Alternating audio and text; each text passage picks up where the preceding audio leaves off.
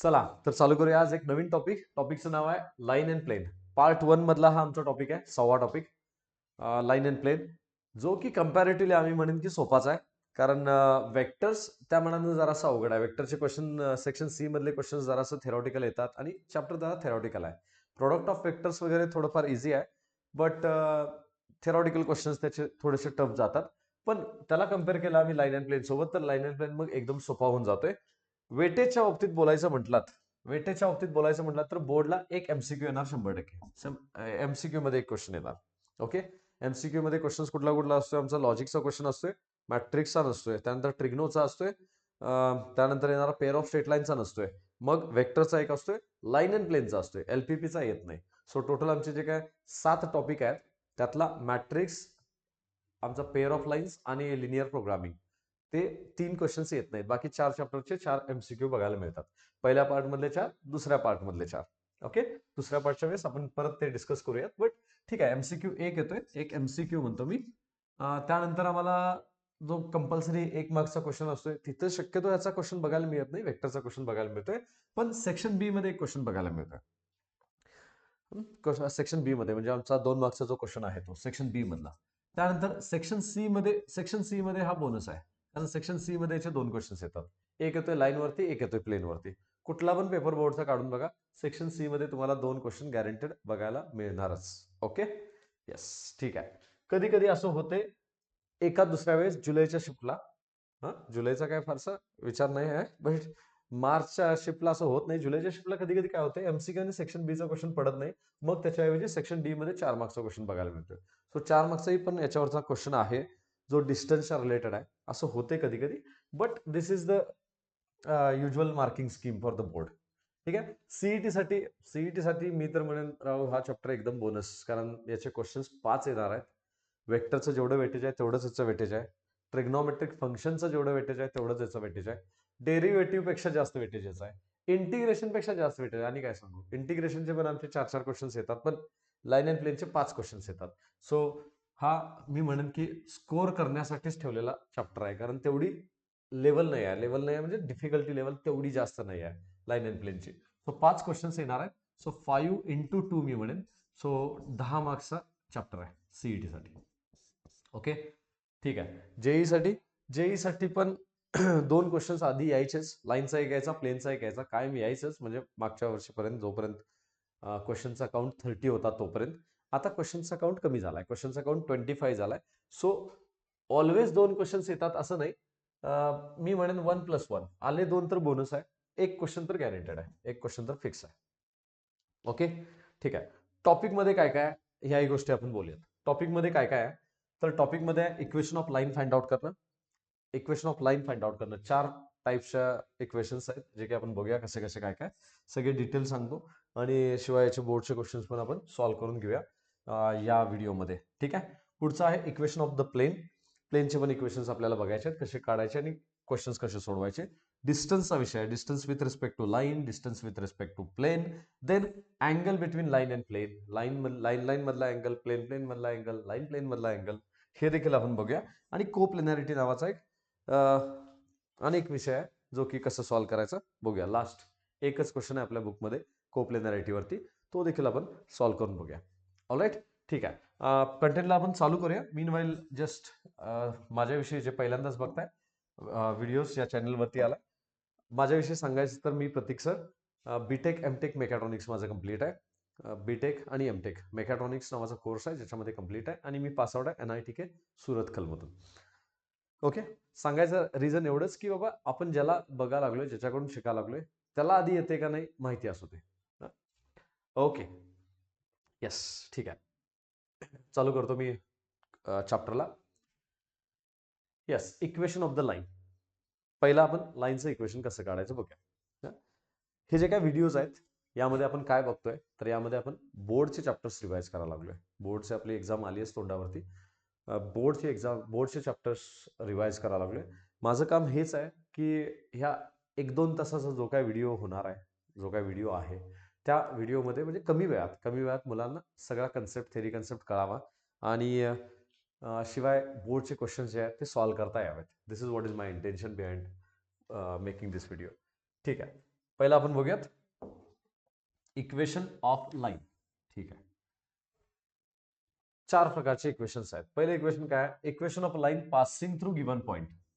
एक विषय क्लिअर डोक्यात ठेवून घ्या की लाईनचं इक्वेशन काढताना 100% वेळा, किती वेळा? 100% वेळा तुम्हाला पॉइंट देणार.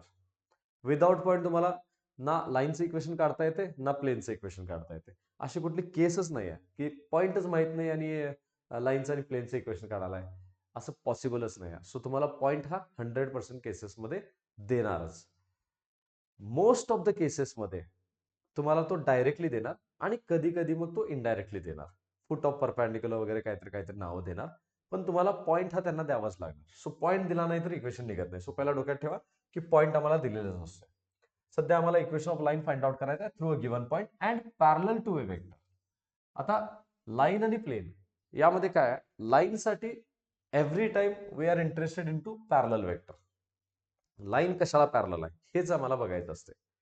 प्लेन कशाला पॅरलल आहे बघायचं नाही. प्लेन कशाला परपॅन्डिक्युलर आहे हे बघायचं. सो दोन गोष्टी टू बी नोटेड की लाईन म्हटलं की पॉइंट अँड पॅरलल असं येणार आहे, आणि प्लेन म्हटलं तर येणार आहे पॉइंट आणि परपॅन्डिक्युलर. पॉइंट आणि परपॅन्डिक्युलर, या परपॅन्डिक्युलरलाच नॉर्मल असं म्हणतात. ऑर्थोगोनल म्हणजेच परपॅन्डिक्युलर किंवा नॉर्मल असं म्हणतात.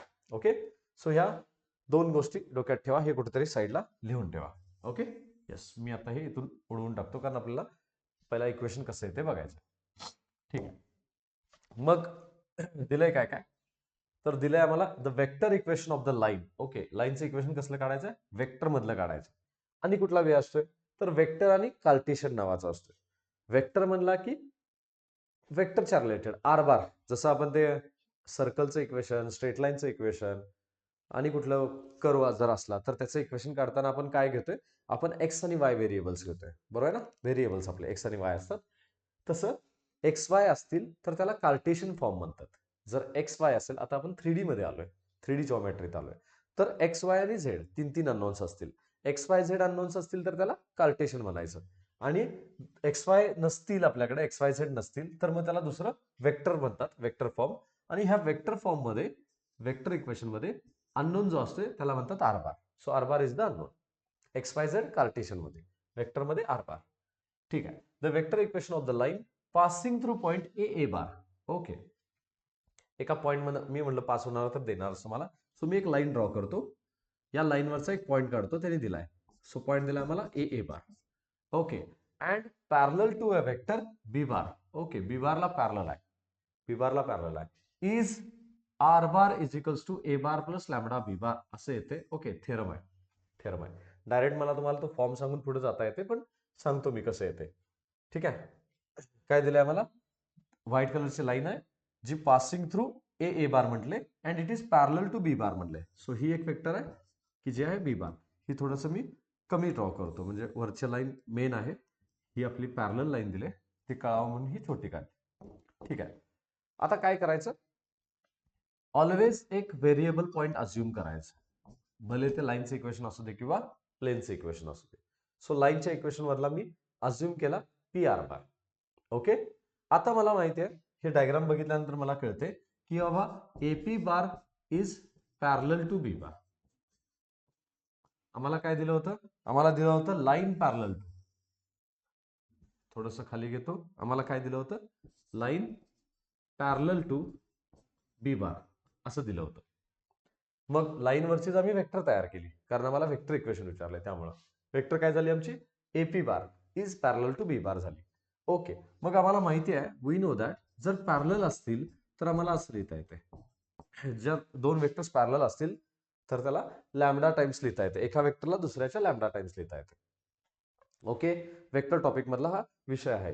जरा प्लीज एक काही गोष्टी रिवाइज होत नसतील वेक्टरला रिलेटेड तर आधी वेक्टरचा व्हिडिओ बघायला पाहिजे आणि मग इकडे यायला पाहिजे, म्हणजे पटकन ह्या गोष्टी कळतील.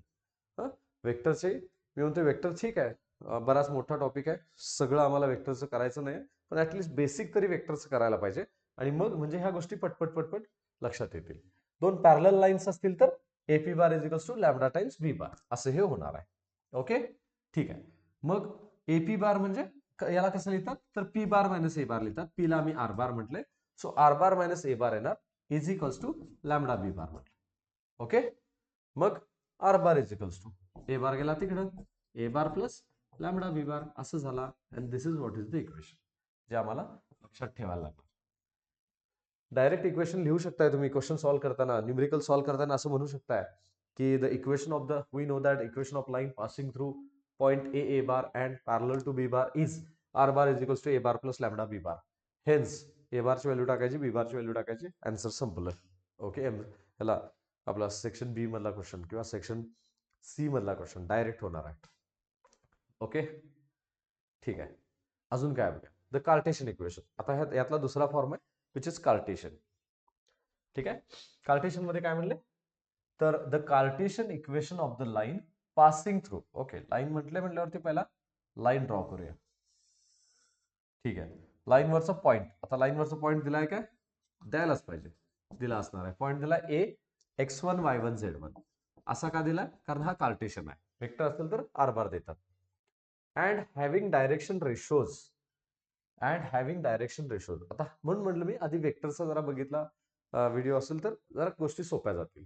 कारण हे डायरेक्शन रेशोज काय आहे, तर डायरेक्शन रेशोज म्हणजे एखादी लाईन पॅरलल जर असेल, या आपल्या व्हाईट कलरच्या लाईनला कोणतर पॅरलल दिले ना आपल्याला, तर ह्या पॅरलल वेक्टरचे आयजेके चे कोइफिशियंट्स असतात, त्याला डायरेक्शन रेशोज म्हणतात. डायरेक्शन रेशोज जे आम्हाला दिलेत ए बी सी. तो डायरेक्शन रेशोज आम्हाला दिलेत म्हणजे आयजेके चे कोइफिशियंट्स दिलेत. ठीक आहे, जसं नसते काय रे 3i cap plus 4j cap plus 5k cap, मग 3 4 5 हे झाले डीआरएस. त्याला डायरेक्शन रेशोज म्हणतात. पॅरलल ज्या लाईन्स असतात त्यांचे डायरेक्शन रेशोज हे प्रोपोर्शनल असतात. जर पॅरलल वेक्टर्स असतील तर जसं आपण इथं लिहितो ना AP bar is lambda times B bar, हे जसं आपण लिहितोय तसंच जर कार्टेशियन फॉर्म मध्ये बघायचं म्हटलात, म्हणजे आयजेकेच्या कोइफिशियंटच्या टर्म्स मध्ये बघायचं म्हटलात, तर मी काय म्हणलं, दोन पॅरलल वेक्टरच्या आयजेकेचे कोइफिशियंट्स हे प्रोपोर्शनल असतात. प्रोपोर्शनल. ओके, कसं लिहायचं सांगतो. पहिला आपण एक व्हेरिएबल पॉइंट अज्युम करूया पी नावाचा, ज्याचे कोऑर्डिनेट्स घेऊया एक्स वाय झेड. मी मुद्दाम यांच्यात कॉमा दिला नाही आहे. कॉमा दिला, हे तर कॉमा दिलाय बघा, कॉमा दिला नाही आहे कारण ते वन आणि कॉमा सोबत कन्फ्युजन नको.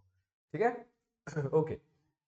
सो पी हा आपला अननोन आहे, ए हा गिवन पॉइंट आहे, आणि ए बी सी नावाचं काय दिलंय आपल्याला की डीआरएस दिलेत पॅरलल वेक्टरचे, असा काहीतरी विषय आहे. ओके, ठीक आहे. मग इज म्हणले आणि प्रूव्ह करा म्हणले किंवा आर म्हणले, आणि हे असं प्रूव्ह करा म्हणले की बाबा काय असते, X minus x1 by A is equals to Y minus y1 by B is equals to Z minus z1 by C. Now it is very clear की काय, की बाबा लाईन पॅरलल कशाला आहे, लाईन इज पॅरलल टू कशाला, याला नाव देतो मी B bar. चला, बी बारला पॅरलल आहे. That is AP bar is parallel to कशाला आहे, बी बारला आहे. म्हणजे वेक्टर आता नाही आहेत ना आपल्याकडे, वेक्टर मध्ये आपण लिहिले पण आयजेके चे कोइफिशियंट्स आपल्याकडे आहेत फक्त.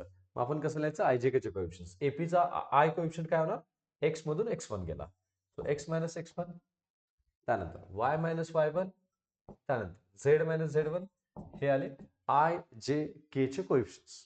आणि पॅरलल लाईन कोण आहे, बी बार, याचे आयजेके चे कोइफिशियंट्स काय आहेत, ए बी सी. मग रेशोज सेम असतात, ए बी सी आयजेके चे जे काय रेशोज आहेत हे प्रोपोर्शनल असतात, म्हणजे सेम असतात. ओके, काल. आणि हेच तर प्रूव्ह करायचं आहे. प्रूफला विचारतात काय, नाही रे, प्रूफला नाहीत विचारत, याच्यावरती क्वेश्चन असणार आहेत. ओके, आलं कसं पहिला समजून घ्या, मग क्वेश्चन करत जाऊया. ठीक आहे, सो दिलेला पॉइंट आणि दिलेले डीआरएस यांच्यामधलं this is the relation. Okay, yes, ठीक आहे. नेक्स्ट पुढे जाऊया. Then equation of a line passing through given 2 points. अरे 2 पॉइंट्स म्हणले, 2 पॉइंट्स देणार आहेत.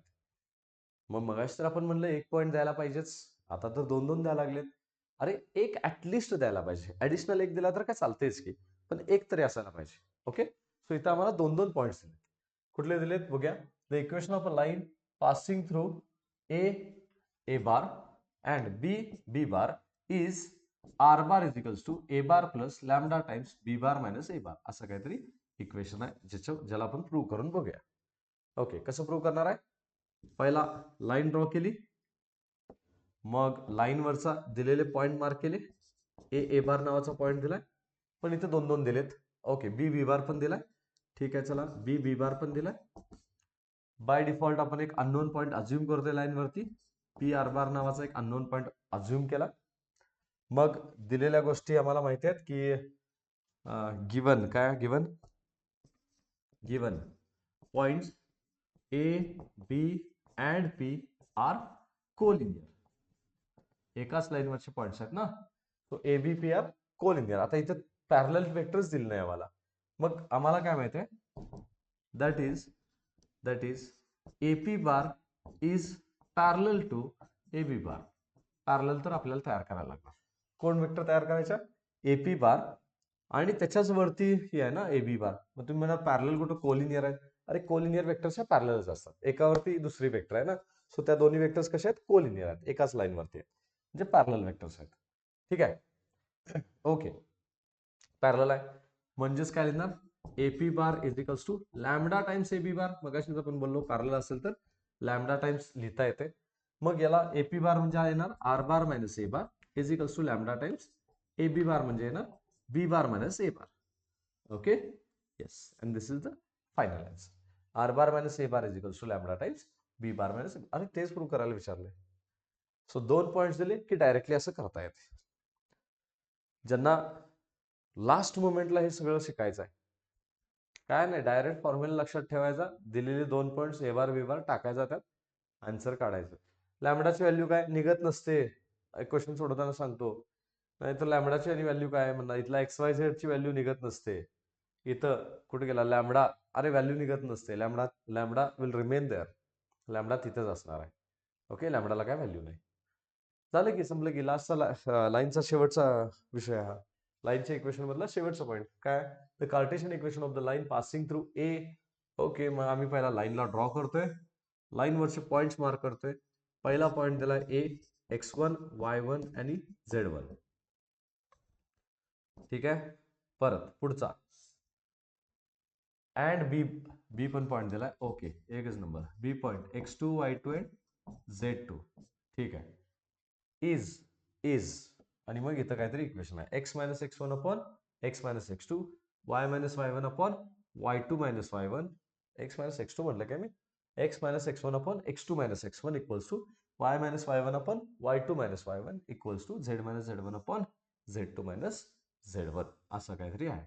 ओके, मग याला काय सेम थीम मग अशासारखं वर्कआउट होणार काय? 100% होणार. पी पॉइंट घेतला, नाव दिलं एक्स वाय आणि झेड. ओके, मग आम्हाला माहिती आहे दिलंय काय दिलंय, A B and P are collinear असं आम्हाला दिले. Okay, given points A B P are collinear. कारण पी आम्ही अज्युमच केला, आम्हीच अज्युम केला ए बी वरती पी आहे असं. ओके, ते आमचं अजम्पशन आहे. मग काय येणार? That is A P bar is parallel to A B bar. AP bar parallel to AB bar. मग AP bar is equals to lambda times AB bar होय, पण ते व्हेक्टर मध्ये, व्हेक्टर इक्वेशन मध्ये. कार्टेशियन मध्ये पाहिजे मग IJK चे कोएफिशियंट प्रोपोर्शनल. AP चा I कोएफिशियंट काय येणार? P मधनं A ला घालवा, म्हणजे X मधनं X1 ला घालवा. X मायनस X1 आला. ओके, आणि Y मायनस Y1 आला आणि Z मायनस Z1 आला. ओके, प्रोपोर्शनल कोणासोबत? AB सोबत. AB चा काय येणार? X2 मायनस X1 येणार, x2 मायनस x1 येणार, y2 मायनस y1 आणि येणार z2 minus z1. Okay, so this is the final answer. 2 points दिले कार्टेशियन मधले, डायरेक्ट इक्वेशन लिहा, त्यात पॉइंट टाका, चालते. बोर्डसाठी चालणार काय? 100% चालणार. व्हॅलिड बोर्डचीच मेथड आहे. म्हणून तर आधी प्रूफ सांगा लागलो मी, आणि मग आपण क्वेश्चन्स कडे जाऊया. येस, आता क्वेश्चन्स कडे आपण आलो. येस, जरा क्वेश्चन नीट रीड करा, मग आपण क्वेश्चन कसा सॉल्व्ह करायचा बघूया. काय काय दिले बघा. Yes, find the vector equation of line. Okay, लाईनचं कसलं इक्वेशन काढायचं आहे मला? Vector equation. Vector equation. So पहिला point to be noted is vector equation of the line passing through the point. Point तर देणारच. And having position vector. Passing through the point and having passing through the point having and नाही यामध्ये, तेच म्हणलं असं काय point म्हटलंय आणि दिला नाही, दिलाय. Passing through the point having position vector म्हणजे हा पॉइंट आहे. सो लेट गिवन पॉइंट काय A bar is equals to कुठला आहे -2 i cap plus J cap plus K cap and parallel to त्यांनी दिले की पॅरलल टू कुठला आहे बी बार म्हणूया त्याला काय असते 4 i cap minus J cap plus 2 K cap असं येणार. नाव we know that vector equation of line through कशातनं A bar and parallel to B bar is काय असते R bar is equals to A bar plus lambda times B bar. आपलं पहिलं equation संपलं की मग त्यात पॉईंट टाकायचा. देअरफॉर इथं लिहितो देअरफॉर काय ना R bar is equals to A bar दिलाय आणि द्यायलाच पाहिजे 2 i cap plus J cap plus K cap is equals to lambda times B bar दिलाय 4 i cap minus J cap plus 2 K cap. संपलं की हो. सोडवायचं काय अरे काय सोडवायचं नसतं यार. हे आन्सर झालं हे फायनल आन्सर झालं ए bar plus lambda B bar संपलं. This is the final answer. Okay yes similar. हा लिहून घ्यायचं राहिलं असलं तर कम्प्लीट करून घ्या. हा ठीक आहे. Yes you can pause the video and you can note it down. Yes मी मुद्दाम व्हिडिओची लेंथ जास्त मोठी करत नाही. तुम्ही व्हिडिओ पॉज करून बाळांनो कंप्लीट करून घ्या. ठीक आहे पुढं find the vector equation. Again we are interested in to vector equation passing through 2 points whose position vectors are. You can try by your own आणि मग चेक करा आन्सर्स. ठीक आहे पासिंग थ्रू 2 पॉइंट्स म्हटले मग आम्हाला इक्वेशन माहिती आहे की लेट पहिला घेणार आहे तुम्ही याला म्हणणार आहे ए बार याला म्हणणार आहे बी बार. इक्वेशन माहिती आहे R bar is equals to A bar plus lambda times B bar minus A bar. Okay आम्ही याला ए बार याला बी बार म्हटलं तर असलं काय अगोदर करू नका. चालते 100% काय अडचण नाही. कुठल्या पण पॉईंटला ए बार कुठल्या पण बी बार चालते. पण ते बोर्डला चेक करताना बोर्ड नुसार आन्सर असलं तर मार्क आहे. उगाच काय तर अगोदर करायला जाऊन वेक्टरचे डायरेक्शन बदलणार मायनस मध्ये वगैरे येणार. ठीक आहे असो कारण बी bar minus A bar minus B bar वेगळे आन्सर असते. ओके सो आला 3 i cap plus 4 J cap minus 7 K cap plus lambda times B मधून ए गेला म्हणजे 6 मधून 3 गेले 3 i कॅप है ना -1 मधून 4 गेले. अरे -1 मधून 4 म्हणजे -5 जे कॅप 1 मधून -7 गेले. सो प्लस 8 के कॅप असं ते आन्सर होईल and it is the final answer. Okay it is the equation of the line passing through given 2 points. Next again find the vector equation. Okay again find the vector equation म्हटले कसले vector equation passing through the point having position vector. Okay position vector दिली आम्हाला. So A bar आम्हाला दिलाय 5 i cap plus 4 J cap plus 3 K cap and having direction ratios म्हणजे parallel vector दिली आहे. मी तेच म्हणालतो पॅरलल वेक्टर मध्ये DRS काय असतो डीआरएस हा आय जे के चा कोएफिशियंट असतोय. So 3 i cap plus 4 J cap plus 2 K cap this will be the B bar. मग काय संपलंच की वेक्टर इक्वेशन म्हणजे माहिती आपल्याला R bar is equals to A bar plus lambda times B bar. So you can put A bar and B bar to get the desired equation. R bar is equals to that A bar plus lambda times that B bar. Okay section B मध्ये questions आहेत. Section B मध्ये level हीच राहील. Section बी म्हणा किंवा MCQ मध्ये म्हणा. ठीक आहे find the vector equation. Again the vector equation passing through the point having position vector. So this is no doubt a bar. आमचा a bar झालाय. Yes you can read and you can just think of it. नाही समजलं तर मी सांगतोच. Okay so passing through म्हटलंय so A bar is given. A bar is I cap plus 2 J cap plus 3 K cap. This is what is given and perpendicular to vectors. अरे perpendicular to म्हटलंय so perpendicular to काय म्हणलंय I cap plus J cap plus K cap. याला आपण assume करू शकतोय B bar. Let given point let perpendicular vectors B bar and C बार काय दिलाय 2 i cap minus J cap plus K cap. नाव लाईनचं इक्वेशन काढायला कुठलं परपॅन्डिक्युलर आम्ही तर शिकलोय लाईनचं इक्वेशन काढायला आम्हाला पॅरलल लाईन लागते, पण त्यांनी दिले perpendicular to both the lines, दोन लाईन्सला परपॅन्डिक्युलर. अरे मग असं ज्या वेळेस असतंय दोन लाईन्सला perpendicular, that is parallel to. आम्हाला तर पॅरलल टू लागते, आणि पॅरलल टू येते क्रॉस प्रोडक्टनं, कारण दोन लाईनचा आम्ही क्रॉस काढला, दोन लाईन्सचा जर आम्ही क्रॉस काढला तर होतंय काय, ह्या दोन वेक्टर्स आहेत यांचा क्रॉस काढला तर यांना परपॅन्डिक्युलर वेक्टर येते. ओके, मग आम्हाला पाहिजे काय, आम्हाला पाहिजे पॅरलल वेक्टर. कशी, दोघांना परपॅन्डिक्युलर. मग दोघांना परपॅन्डिक्युलरला जी आमची लाईन आहे ती पॅरलल कोणाला असणार, ती पॅरलल असणार ह्या क्रॉस प्रोडक्टला. दोन वेक्टरचा जो क्रॉस प्रोडक्ट आहे, क्रॉस प्रोडक्ट हा परपॅन्डिक्युलर असतोय, आणि आमची लाईन पण परपॅन्डिक्युलर आहे, म्हणजे आमच्या लाईनला पॅरलल झाला हा cross product. Cross product parallel झाला, म्हणजे विषय क्लिअर झाला.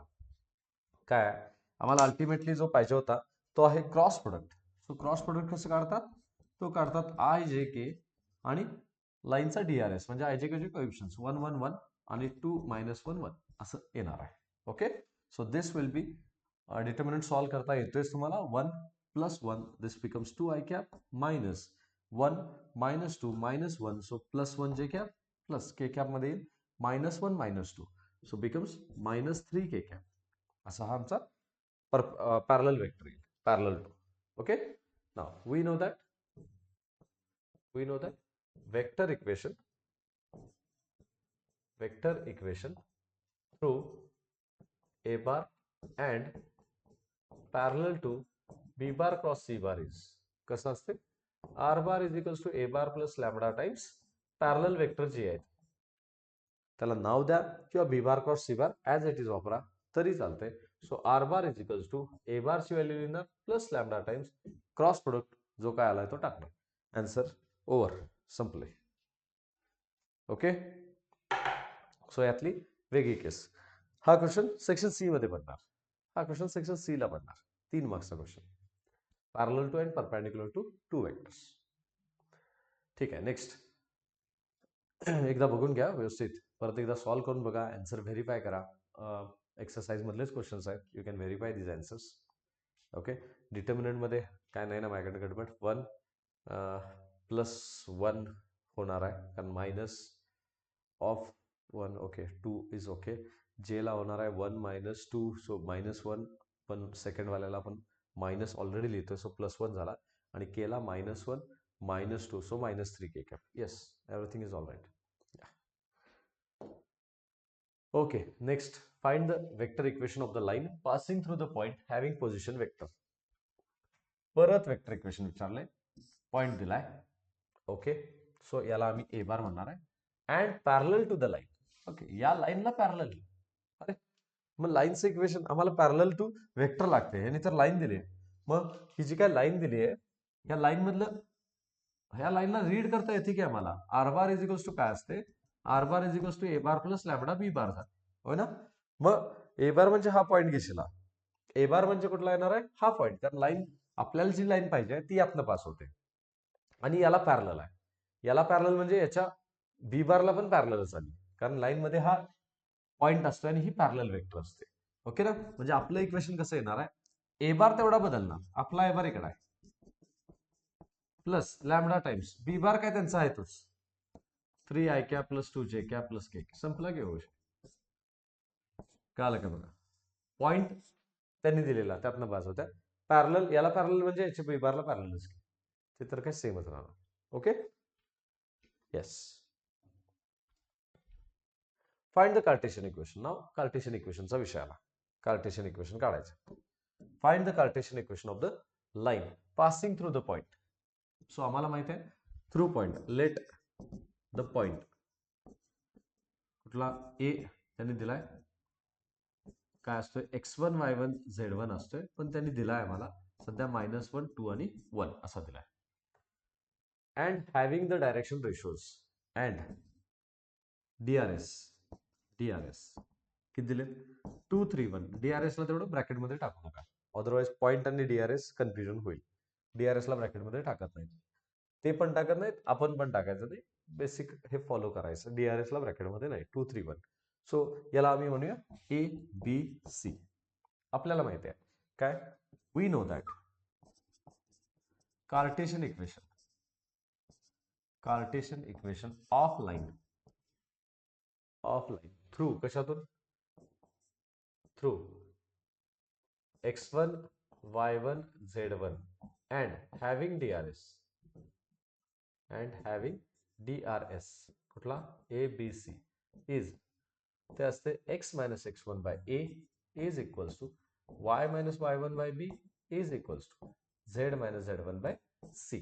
मग त्यामुळे इथे इक्वेशन काय येणार इथे येणार x minus x1 किती आहे -1 आहे म्हणजे +1 होणार y minus 2 आणि z minus 1 divided by DRS दिला 2 3 आणि 1 बोनस झाला की रे चॅप्टर मग डायरेक्ट काय फॉर्म्युला आणि व्हॅल्यू टाकायची असा विषय झाला हो ना लास्ट मोमेंटला करण्यासारखा चॅप्टर आहे असं काय सोडून देण्यासारखा हा चॅप्टर नव्हे होय की नाही लॉजिक पेक्षा पण मी म्हणेन सोपा झाला लॉजिक मध्ये केसेस काय डिगभर केसेस आहेत त्या ते ड्युएल निगेशन ते कुठला ते तुमचा tautology contradiction contingency converse inverse contrapositive काय काय लय केसेस ते सर्किट ते algebra idempotent identity complement okay भरपूर कंपॅरेटिव्हली हे सोपं आहे की रे हे निवांत आहे की find the Cartesian equation of the line okay passing through 2 point दिलेत ओके 2 पॉईंट मधून मग आम्हाला माहिती असते काय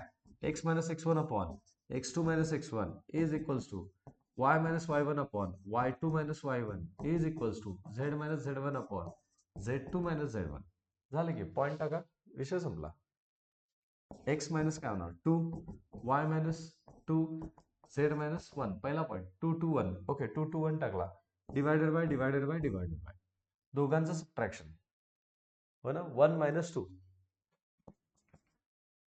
3 मायनस 2 आणि 0 मायनस 1 ओके जे काय येईल ते इथे येतो -1 काहीतरी हा येतोय 1 आणि हा येतोय -1 विषय संपलाय आन्सर झाला इट इज द इक्वेशन लिहायचं कसं लिहायचं तेवढं let the line is passing through given points A 2 2 1 that is x1 x2 x1 y1 z1 and B 1 3 0 that is x2 y2 z2 we know that the line passing through x1 y1 z1 and x2 y2 z2 is असं येणार आहे आणि मग खाली point replace करायचं okay next पुढे म्हणलंय yes question read करा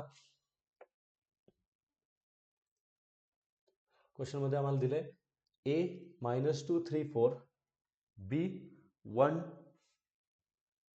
B1 दिलाय 1 1 2 and C 4 -1 0 R 3 points 3 points कशाला लागतात लाईन मध्ये तर लागत नाही प्लेन मध्ये लागतात पुढे वाचूया find the Cartesian equation of the line अरे लाईनचं इक्वेशन काढायला 2 पॉइंट पास आहे Cartesian equation of the line A B okay line फक्त एबीच घेतल्या काय लाईन एबी घेतल्या ओके एबीचं इक्वेशन फक्त काढायचं अँड शो दॅट आणि मग तिसरा पॉईंट का दिला and show that the points A B C are collinear म्हणजे तिसरा पॉईंट त्या लाईनवरती दाखवायचा आहे ओके ठीक आहे कार्टेशियन इक्वेशन विचारले डायरेक्ट काढूयात आता मला वाटतं जमतंय तुम्हाला x minus y minus Z minus okay काय काय होणार आहे पहिला पॉईंट एचा पॉईंट दिला -2 सो होणार +2 -3 +4 त्यानंतर x2 x1 सो 1 मधून -2 गेला म्हणजे आला 3 कारण 1 +2 होणार आहे 1 मधून 3 गेला सो आला -2 आणि 2 मधून अरे अरे अरे अरे अरे ओके आणि 2 मधून 4 गेला सो आला -2 असं आला आमचं इक्वेशन ऑफ एबी डायरेक्ट काढले अजम्पशन करून आपल्याला काढता येते असं आलं त्यानंतर काय म्हणलंय तिसरा पॉइंट हा त्याच्याच वरती असं दाखवा प्रूव्ह करा म्हटलंय ओके ठीक आहे कसं करायचं काय नाही तिसरा पॉइंट यात टाकायचं for point C C point त्यात टाका काय 4 -1 आणि 0 दिलाय ना ओके त्यात टाकला किती आला 4 + 2/3 is equals to -1 - 3/2 is equals to 0 - 4/-2 check करा हे येणार आहे 6/3 इज इक्वल्स टू -4/2 -2 पाहिजे तेच म्हणलं असं काय -2 इज इक्वल्स टू -4/-2 ओके म्हणजे 2 2 2 आलं की रे 2 2 2 as point C is satisfying the given the equation of A B therefore C is also on A B, म्हणजेच एबीसी हे झाले कोलिनियर. कळलं? असा विषय. So that's a question. Okay, so अजून एक क्वेश्चन आहे. शो दॅट, परत शो दॅटचा क्वेश्चन आहे. Show that these lines intersect each other, find the coordinates of their point of intersection असं म्हटलंय. ओके, ते दोघं इंटरसेक्ट होतात हे दाखवायचं आहे. खरं तर दोन वेज आहेत. Either you can show this by distance formula as वेल.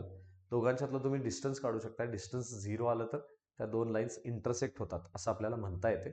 तो एक वे आहे. आणि दुसरा वे ज्यांना आपल्याला दाखवता येते तो म्हणजे आता जसं बघितला त्याच पद्धतीनं x+1/-10 is equals to y+3/-1 is equals to z-4/1 असं आम्हाला इक्वेशन दिले. ओके, याच्यावरनं काय करायचं, याच्यावरून XYZच्या व्हॅल्यूज काढायच्या. याच्यावरून काय करायच्या, XYZच्या व्हॅल्यूज काढायच्या. कशा काढायच्या, तर इज इक्वल्स टू मी म्हणतो लॅम्बडा कॉन्स्टंट, कारण सगळं रेशो सेम आहे ना, त्याला मी कॉन्स्टंट काहीतरी घेतो लॅम्बडा. कुठलाही कॉन्स्टंट घ्या, ABCD कुठला पण घ्या, के घ्या, मोस्टली के लॅम्बडा यूज होते. लाईन वेक्टर टॉपिकमध्ये मोस्टली अननोन हा लॅम्बडा आहे. So me I will go with lambda. ठीक आहे, लॅम्बडा घेतला तर एक्सची व्हॅल्यू काय झाली, -10 मल्टिप्लाय झालं -10 लॅम्बडा आणि 1 तिकडे गेला. सो -10 -1 झाला. काय म्हणलं मी, याला बघूच नका, हे बघू नका, एवढंच बघा. काय, x+1/-10 is equals to lambda. म्हणजे काय होणार, -10 तिकडे जाणार, -10 लॅम्बडा आणि 1 त्यातनं सबट्रॅक्ट होणार. सो -10 लॅम्बडा -1 असं येणार. ओके, बरोबर. तसंच y काय येणार, y येणार आहे. आता हे बघू नका, हे आणि हे बघू नका. म्हणजे काय आलं, -1 तिकडे गेला, मायनस लॅम्बडा -3 असं झाला. बरोबर. सो y झाला -λ -3. सिमिलरली जर मी z काढायचं म्हटलं तर z येणार आहे माझा λ+4. ओके, असा आला. ठीक आहे, आता काय करायचं मग, इथनं पुढं काय, लाईन्स जर कोलिनियर असतील, इंटरसेक्ट होत असतील, तर हा पॉइंट त्याला सॅटिस्फाय करायला पाहिजे ना. याचं इक्वेशन काय आले, याचं इक्वेशन आले x+10/-1 is equals to y+1/-3 is equals to z-1/4. याच्यात जर आम्ही XYZ ची व्हॅल्यू टाकली, x ची व्हॅल्यू किती आली, -10 लॅम्बडा -1 +10/-1. x च्या जागी टाकला -10 लॅम्बडा -1. ओके, y च्या जागी y ची व्हॅल्यू टाकलो, ती आली -λ -3 +1 इथला आहे तसाच. z च्या जागी z ची टाकतो, दॅट इज λ+4 -1/4. ओके, हे सेम असणार ना, प्रोपोर्शनल असणार. चेक करून बघूया, याला पहिला मी सॉल्व्ह करतो. -10 lambda +9/-1 is equals to -λ -2/-3 is equals to λ+3/4. Okay, हे सगळं सेम असणार आहे. ओके, मायनस साइन वरती मर्ज करतो बघा, म्हणजे हे येईल 10 लॅम्बडा -9, मायनस साइन वरती गेली, इज इक्वल्स टू यातला मायनस मायनस मायनस कॅन्सल झाला, म्हणजे λ+2/3 आला, इज इक्वल्स टू हा तर सरळ सरळ व्यवस्थित आहे. ओके, λ+3/4 असा आहे. Okay, yes. थोडंसं अजून सिम्प्लिफाय करूया. क्रॉस मल्टिप्लाय मला डायरेक्टली करता येईल, नाही असं नाही. LCM 12 येतोय काय, 12 मल्टिप्लाय करायला पाहिजे. बेटर मला वाटतं क्रॉस मल्टिप्लाय करून बघूया. सो काय मी घेणार आहे, पहिली केस घेतो, 10 lambda -9 is equals to λ+2/3 and ही दुसरी केस घेतो, λ+2/3 इज इक्वल्स टू λ+3/4. ओके, दोन्ही आपण सॉल्व्ह करूया. दोन्ही सॉल्व्ह केल्यानंतर लॅम्बडाची व्हॅल्यू निघेल. लॅम्बडाची व्हॅल्यू सेम आली, याचा अर्थ लाईन इंटरसेक्ट होतात, कारण सॅटिस्फाय केलं पॉईंटला. ओके, असा त्याचा अर्थ होईल. मग हे 2 आणि हे 2 का घेतला, हे 2 आणि तिकडचं हे 2 घेतलं तर चालतंय काय, चालतंय. कुठले पण दोन एक्सप्रेशन घ्या. सध्या मला हे 2 जवळ जवळ आहेत, सोपं दिसतंय. क्रॉस मल्टिप्लाय केला, 30 lambda -27 is equals 27 is equals to λ+2. So lambda इकडे आला तर झाला हा 29 लॅम्बडा, 27 तिकडे गेला तर तो झाला 29. सो लॅम्बडाची व्हॅल्यू आमची आली 1. यानं पण सेम व्हॅल्यू द्यायला पाहिजे. चेक करून बघूया. इकडे आला 4 लॅम्बडा +8 इज इक्वल्स टू तिकडे गेला 3 लॅम्बडा +9, म्हणजे हा झाला 3 लॅम्बडा इकडे आला तर हा झाला लॅम्बडा 8 तिकडे गेला तर हा झाला 1. अरे 4 થી λ+1 λ+1 दोघं म्हणतायत की λ+1 हे खरं आहे. म्हणजे लॅमडा इज इक्वल्स टू 1 हे खरं आहे. दोघांचा जर सेम आलाय याचा earth the lines are intersecting. म्हणजे काय? The point is satisfying the equation. As the point on the first line is satisfying second equation of the line, therefore the lines are intersecting, and they are intersecting at point lambda equals to 1. That is point of intersection is काय point आहे? इथं value टाकणार काय? लॅमडाच्या जागी 1 टाकणार. So -10 -1 comma -1 -3 comma 1 plus 4. Okay, so हा येणार आहे -11 comma -4 comma 5. Yes, this is the point of intersection. असं आम्ही सॉल्व्ह करतो. ओके, यातला सगळ्यात अवघड विषय हाच आहे. आला तर चुकून सेक्शन सी मध्ये. Okay, yes. सेक्शन बी चा तर काय हा क्वेश्चन नाही आहे. Yes, show that the lines are intersecting and find the coordinates of the point of intersection. Okay, त्यात मजा काय असते माहिती काय? हा पॉइंट आणि लाईनवरचा पॉइंट यांच्यातला DRS काढून बघा, सेम प्रोपोर्शनलच येतोय. सेम प्रोपोर्शनल येतोय. कसं आहे, याच्यावरचा पॉइंट काढून बघा की जस्ट याच्यावरचा पॉइंट काय आहे म्हणजे आपला आन्सर व्हेरीफाय होईल. पहिल्या लाईनवरचा पॉइंट तो आहे, कुठं लिहू, जरासं खाली घेतो हे. हा, पहिल्या लाईनवरचा पॉइंट काय? -1, कारण एक्स मधनं -1 गेलाय. -3 आणि 4 असा पहिल्या लाईनवरचा पॉइंट दिला. पण पॉइंट वरती लिहितोय ना आपण, x - x1 y - y1 z - z1. दुसऱ्या लाईनवरचा पॉइंट काय? -10 -1 आणि 1 हा दुसऱ्या लाईनवरचा पॉइंट आहे. ओके, ठीक आहे. मी काय म्हणलं, हा पॉइंट आणि आपण फाइंड आउट केलेला पॉइंट यांच्यातला DRS काढून बघा. म्हणजे -11 मधून -1 गेला म्हणजे -11 + 1 दॅट इज -10. -4 मधून -3 गेला म्हणजे -4 + 3 इट इज -1. आणि 5 मधून 4 गेला इट इज 1. अरे झालं की, म्हणजे yes, the point is on the line. या लाईनवरचा एका चेक करूया. -11 मधून -10 गेला म्हणजे -1 राहिला. -11 मधून -1 गेला, -4 मधून -1 गेला, -3 राहिला. 5 मधून 1 गेला, 4 राहिला. Perfect, 100% correct answer. The point of intersection is this. कारण ह्या दोघांचा DRS, या दोघांचा DRS सेम या लागलाय. ज्यांना ते DRS वगैरे जास्त काय येत नाही, पडूच नका यार, डायरेक्ट आन्सर समजून घ्या कसं कसं काढलं. ओके, ठीक आहे. देन पुढचा एक क्वेश्चन आहे. A line is passing through the point. Passing through point दिलाय बघा, म्हणजे हा झाला A bar and it is perpendicular to 2 lines. मग अशी झाला या विषय परपॅन्डिक्युलरचा. परपॅन्डिक्युलर म्हणजे दोघांचा क्रॉस प्रोडक्ट घेणार. कोणाला परपॅन्डिक्युलर? या लाईनला. या लाईनला म्हणल्यावरती लाईनचा आम्ही R bar is equals to A bar बघतच नाही, लॅमडा टाइम्स जे आहे तेवढंच बघतोय, कारण ही आमची पहिली वेक्टर आहे B1 bar. Okay, and second लाईनचा R बार नको, त्याच्यावरचा पॉइंट नको, त्याला मल्टिप्लायर म्यू. काय विषय आलाय? अरे लॅमडा म्यू, पहिल्या लाईन मध्ये लॅमडा वापरलाय ना, मग सेम कशाला वापरायचा, म्हणून म्यू वापरतात. किंवा λ1 λ2 चालते. हा सेकंड जो आलाय that is nothing but B2 bar. Okay, म्हणजे थ्रू पॉइंट काय? Through point A bar and parallel to कशाला? B1 bar cross B2 bar, दोघांच्या क्रॉस प्रोडक्टला पॅरलल असते. ओके ना? येस, आन्सर फाइंड आउट करून बघा and verify your answer. Okay, next, show that the line passes through origin. Okay, line origin मधनं pass होते हे दाखवा, असं त्यांनी म्हटलंय. काय नाही, तुम्ही ओरिजिन घेऊ शकताय. लाईनवरचा पॉइंट तुम्हाला माहिती आहे, पॉइंट ऑन लाईन काय, given point on the line is काय? 2 4 -4 आहे. कसं काढला? अरे हे पॉइंट आहे, इथं असतोय ना. सो 2 4 आणि झेड मधून -4 गेला म्हणून +4 दिसतंय, -4. नाव if the line passes through origin, if the line passes through origin, काय असतं origin? 0 0 0, then its DRS कसा असणार? यांच्यातला रेशो. ओके, आयजेके चे कोएफिशियंट रेशो म्हणलं मी चुकून, आयजेके चे कोएफिशियंट 2 - 0, 4 - 0 आणि -4 - 0 असं येणार है ना. 2 - 0, 4 - 0, -4 - 0, दॅट इज किती आला हा 2, 4, -4 आला है ना. Given line, the DRS of line,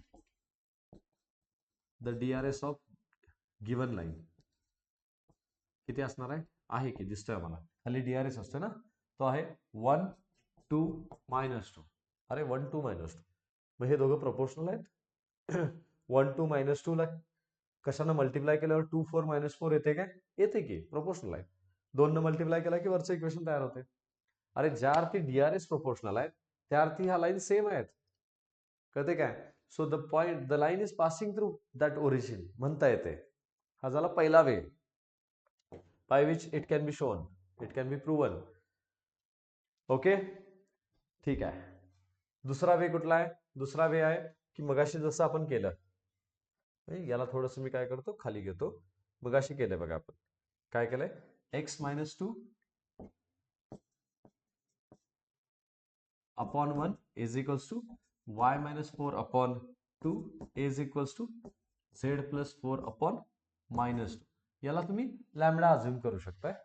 okay, किंवा बेटर वे म्हणेन, if it passes through origin, it passes through origin, then काय होणार, एक्सच्या जागी 0 टाकतो, 0 - 2/1, 0 - 4/2 इज इक्वल्स टू 0 + 4/-2. सॉल्व्ह करून बघूया. इट इम्प्लाइज, पुढे घेतो मी, की त्याला -2/1 is equals to -4/2 is equals to 4/-2. अरे सेम आलं, आलं की, हे आला -2, हा पण आला -2, हा पण आला -2. अरे it is the same, same आहे याचा अर्थ line is satisfying that point, म्हणजेच line is passing through that point. As origin satisfying the equation of a line, therefore line is passing through origin, असा हा विषय झाला. ओके, सो आयदर ऑर कुठल्या पण वेने तुम्ही सॉल्व्ह करू शकता. हा इझिएस्ट वे आहे. जरा बघायचं सेक्शन बी ला पडलाय का सी ला पडलाय. ओके, सी ला पडला, यानं पण दोन्ही वेजने करून टाकायचं. ओके ना, काय 5-5 मिनिटाचा विषय.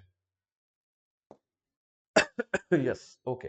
Here lines related to lines, equation, finding the equation topic gets over, आणि आपण सेकंड कॅटेगरीमध्ये आलोय, ज्यात आपल्याला फाइंड आउट करायचंय इक्वेशन ऑफ प्लेन. प्लेनचे इक्वेशन्स काढायचे. ओके ओके, प्लेनमध्ये काय काय केसेस आहेत आपण बघूया.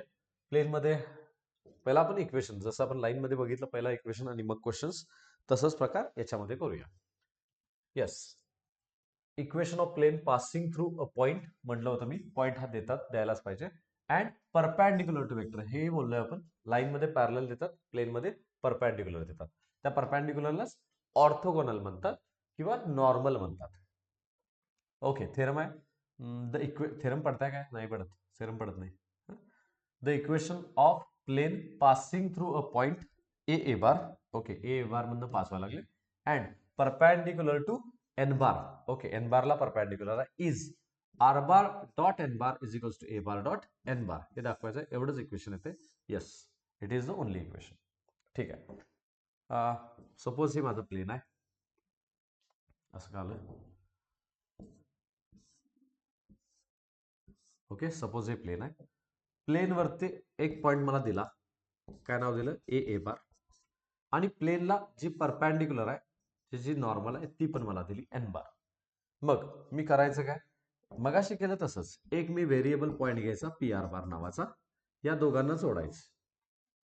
ओके, सो गिवन काय, AP bar is perpendicular to N bar, असं आलं. मगाशी आलं होतं AP bar is parallel to B bar, इथे येते AP bar is perpendicular to N bar. Therefore perpendicular असेल तर एकच डोक्यात असते, that is AP bar dot N bar is equals to 0. Dot product हा स्केलर असतो, सो 0 लिहिलाय, 0 बार नाही. So AP bar dot N bar is equals to 0, हे आमचं आन्सर आहे. ओके, म्हणजे आमची कंडिशन आहे. मग एपी बार आम्हाला कसा लिहायचं माहित आहे, R bar minus A bar dot N bar is equals to 0 येणार. ओपन करतो, म्हणजे R bar dot N bar होणार, minus A bar dot N bar होणार, इज इक्वल्स टू 0 झाला. मग R bar dot N bar is equals to, हा minus वाला तिकडे टाकतो, म्हणजे होणार ए बार डॉट एन बार होणार. ओके, संपलं काय? संपलं की हो. एन बार कॅन्सल करशील रे. आर बार प्रोडक्ट आहे, ते प्रोडक्ट ऑफ वेक्टर आहे, कॅन्सल होत नाही. So R bar dot N bar is equals to A bar dot N bar. झालं की. देणार काय? देणार एक पॉइंट आणि देणार एक परपॅन्डिक्युलर वेक्टर. टाकायचे यात. R bar dot perpendicular is equals to point dot perpendicular, असा विषय. मग असे होतं R bar is equals to point plus lambda times parallel. आता आहे R bar dot perpendicular is equals to point dot perpendicular. Okay, पुढचा the equation of plane passing through the point. असला point आला म्हणजे हे आलं कार्टेशियन. कार्टेशियन आलं. And direction ratios of whose normal are. नॉर्मलचे डायरेक्शन रेशोज दिलेत. Okay, is equals to असं येते. प्रूव्ह करा म्हटले. सेम थिम आहे बघा, same. AP bar dot N bar is equals to 0 येणार, कारण परपॅन्डिक्युलर आहे. एपीचा डायरेक्शन रेशो कसा येणार? पी म्हणजे आम्ही एक्स घेतोय, एक्स वाय झेड, आणि ए म्हणजे त्यांनी दिलेला x1 y1 z1. म्हणजे याचे आयजे चे कोएफिशियंट्स येणार आहेत x minus x1, y minus y1 आणि z मायनस z1. हे येणार आहे एपी बारचे आयजेके चे कोएफिशियंट्स. आता डॉट घेणार आहे आम्ही एन बार सोबत, हो ना. एन बारचा डीआरएस आम्हाला दिलाय. एन बारचा डीआरएस काय दिलाय बघा. एन बारचा डीआरएस दिलाय आम्हाला एबीसी. सो आला A comma B comma C is equals to 0. संपलं की हो. मग डॉट प्रोडक्ट मध्ये आम्ही आय कॅपचे कोएफिशियंट्स मल्टिप्लाय करतोय. म्हणजे आला A into X minus x1 plus B into Y minus y1 plus C into Z minus z1 is equals to 0. End. End झाला. तेच तर विचारलंय प्रूव्ह करायला. Okay, yes. सो पॉईंट दिला कार्टेशियन मधला तरी चालते, पॉईंट दिला वेक्टर मधला तरी चालते, डॉट प्रोडक्ट. नेक्स्ट म्हणले the vector equation of the plane passing through the point A bar and parallel to B bar and C बार. अरे दोघांना पॅरलल. प्लेन मध्ये लागते परपॅन्डिक्युलर, पण त्यांनी दिले दोघांना पॅरलल. अरे दोघांना पॅरलल म्हणजे काय? दोघांना पॅरलल म्हणजे परपॅन्डिक्युलर कोणाला? दोन वेक्टरला पॅरलल आहे ना. मगाशी बोललो की आपण दोन वेक्टरला पॅरलल. ओके, याला पॅरलल आहे, याला पॅरलल आहे वरती. म्हणजे परपॅन्डिक्युलर कोणाला? यांच्या क्रॉस प्रोडक्टला. कारण यांचा क्रॉस प्रोडक्ट हा दोन्ही वेक्टरला परपॅन्डिक्युलर असतोय. आणि दोन्ही वेक्टरला परपॅन्डिक्युलर म्हणजे यांना जो पॅरलल आहे त्याला पण परपॅन्डिक्युलर असणार. या दोन वेक्टर्सला माझा हात पॅरलल आहे, म्हणजे त्यांच्या परपॅन्डिक्युलरला माझा हात परपॅन्डिक्युलरच आहे, असा विषय झाला. ओके ना. दोघांना पॅरलल याचा अर्थ दोघांच्या क्रॉस प्रोडक्टला परपॅन्डिक्युलर. मग तोच विषय आला परत फिरून की एपी बार डॉट परपॅन्डिक्युलर कशी घेणार? B bar minus C bar is equals to B bar minus घेतला मी चुकून, B bar cross C bar. परपॅन्डिक्युलरला परपॅन्डिक्युलर आहे. सो येणार R bar minus A bar dot B bar cross C bar is equals to 0. तेच तर लिहिले, तेच दाखवायचं. It is to be proven. Okay, yes. बघा जमते काय? तिसरं इक्वेशन झालं प्लेनचं. थेरी असंच काय मोठी नाही, म्हणून मी म्हणलं मग अशीच तुम्हाला लॉजिक पेक्षा पण मला थोडासा इझी वाटेल हा टॉपिक, कारण वेटेज पण चांगला आहे. लॉजिकचा क्वेश्चन सेक्शन डी मध्ये पडणार, तो पण अल्जेब्राचा पडला की जाम. अल्जेब्रा पाठ करायला पाहिजे, सगळे पाठ असतील पण करायला पाहिजे. पण हे सेक्शन सी मध्ये 2-2 क्वेश्चन्स आहेत. The vector equation of the plane passing through non collinear points. Non collinear म्हटलंय कारण कोलिनियर झाले तर एकच लाईन तयार होईल. नॉन कोलिनियर म्हणले पॉइंट्स कुठल्या कुठल्या दिलाय? ए बार दिलाय. Okay, A bar, B bar दिलाय, ठीक आहे, अँड सी बार. 3 पॉइंट्स दिलेत, ठीक आहे. मग is R bar minus A bar dot B bar minus A bar cross C bar minus A bar cross, म्हणजे इथं ब्रॅकेट्स पाहिजेतच. ओके, इज इक्वल्स टू 0 दाखवा म्हटले. सेम विषय, same themes, everything is same. हे प्लेन. ओके, या प्लेनवरचे points कुठले कुठले पॉइंट्स दिलेत? पॉइंट्स दिलात ए बार, पॉइंट दिलाय बी बार आणि पॉइंट दिलाय सी बार. हे प्लेनवरचे 3 पॉइंट्स आहेत. एक पॉइंट आम्ही अज्युम करतोय अननोन व्हेरिएबल पॉइंट, तो आहे आमचा पी आर बार नावाचा. ओके, आता वेक्टर मध्ये एक विषय आहे की जर 4 पॉइंट्स कोप्लेनर असतील, 4 पॉइंट्स एकाच प्लेनवरती असतील, तर 3 व्हेक्टर्स ह्या कोप्लेनर असतात. काय म्हणलं मी? 4 पॉइंट्स कोप्लेनर आहेत ना, मग ह्या 3 व्हेक्टर्स एपी बार, एबी बार आणि एसी बार ह्या कोप्लेनर असतात. कुठल्या कुठल्या? एपी बार, एबी बार आणि एसी बार. कुठल्या पण घ्या. एपी, एबी, एसी म्हणायला सोबत जाते पण ते घेतलंय. तुम्ही काय एपी, बीसी, सीए असं घेतलं तरी चालतंय. अवघड काय करताय? एपी, एबी, एसी ह्या 3 वेक्टर्स आहेत, ह्या कोप्लेनर असतात. आणि वेक्टर्स ह्या कोप्लेनर आहेत.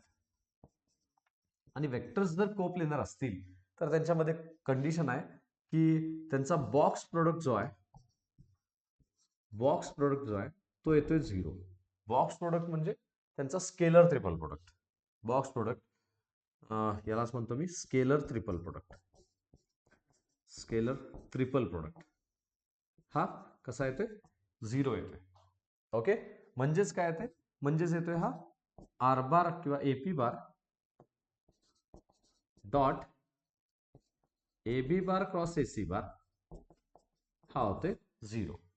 ओके, स्केलर ट्रिपल प्रोडक्टला असं लिहितात. आता स्केलर ट्रिपल आम्हाला आठवेना, त्याला आठवत नसलं तर मग घ्या, हे एपी आणि एबी जी वेक्टर आहे ना, एपी नको, एबी आणि एसी ह्या जो 2 वेक्टर्स आहेत, एबी आणि एसी यांना परपेंडिक्युलर जर मी काढला तर हा होणार नॉर्मल. मी काय म्हणलं? एबी आणि एसी यांचा परपेंडिक्युलर काढला. कसं काढला? एबी बार क्रॉस एसी बार काढला. हा होणार नॉर्मल. ओके, आणि प्लेनवरची वेक्टर होणार ही. सो तेच तर आम्ही करतोय. AP bar dot normal is equals to 0. आतापर्यंत तोच तर विषय केलाय आम्ही, बरोबर काय? AP bar dot normal is equals to 0. AP bar dot normal is equals to 0. इथं फक्त नॉर्मल काय झाली? नॉर्मल बिकॉज पॉइंट्स दिलेत त्यामुळे ती झाली आमची एबी बार क्रॉस एसी बार, कारण त्या 2 वेक्टरला परपेंडिक्युलर. सो ही जी आहे नॉर्मल ती होणार एबी क्रॉस एसी. कळलं? मग तेच आहे. मग एपी बारला आम्ही लिहिला R bar minus A bar dot हा होणार B bar minus A bar cross C bar minus A bar is equals to 0. Answer आमचं 0. Okay, yes. नेक्स्ट पुढे म्हटलंय the equation of the plane at a distance P unit from origin and to which unit vector N bar is normal is R bar dot N bar is equals to P. मला वाटतं हा विषय जास्त वाढवायला नको. काय असतंय? R bar dot N bar is equals to A bar dot N bar असं आपण प्लेनचं इक्वेशन लिहिलंय. जर तुम्ही N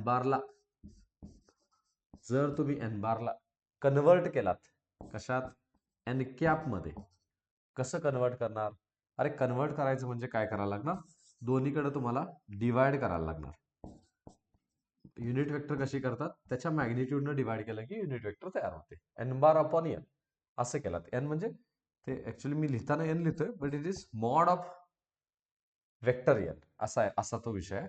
mod of vector N म्हणण्यापेक्षा simply you can call this as N. Okay, is equals to, मग इकडे पण करायला लागणार. इकडे पण काय करायला लागणार? N A bar dot N bar आहे त्याला पण एन डिवाइड करायला लागणार. होय, करा की.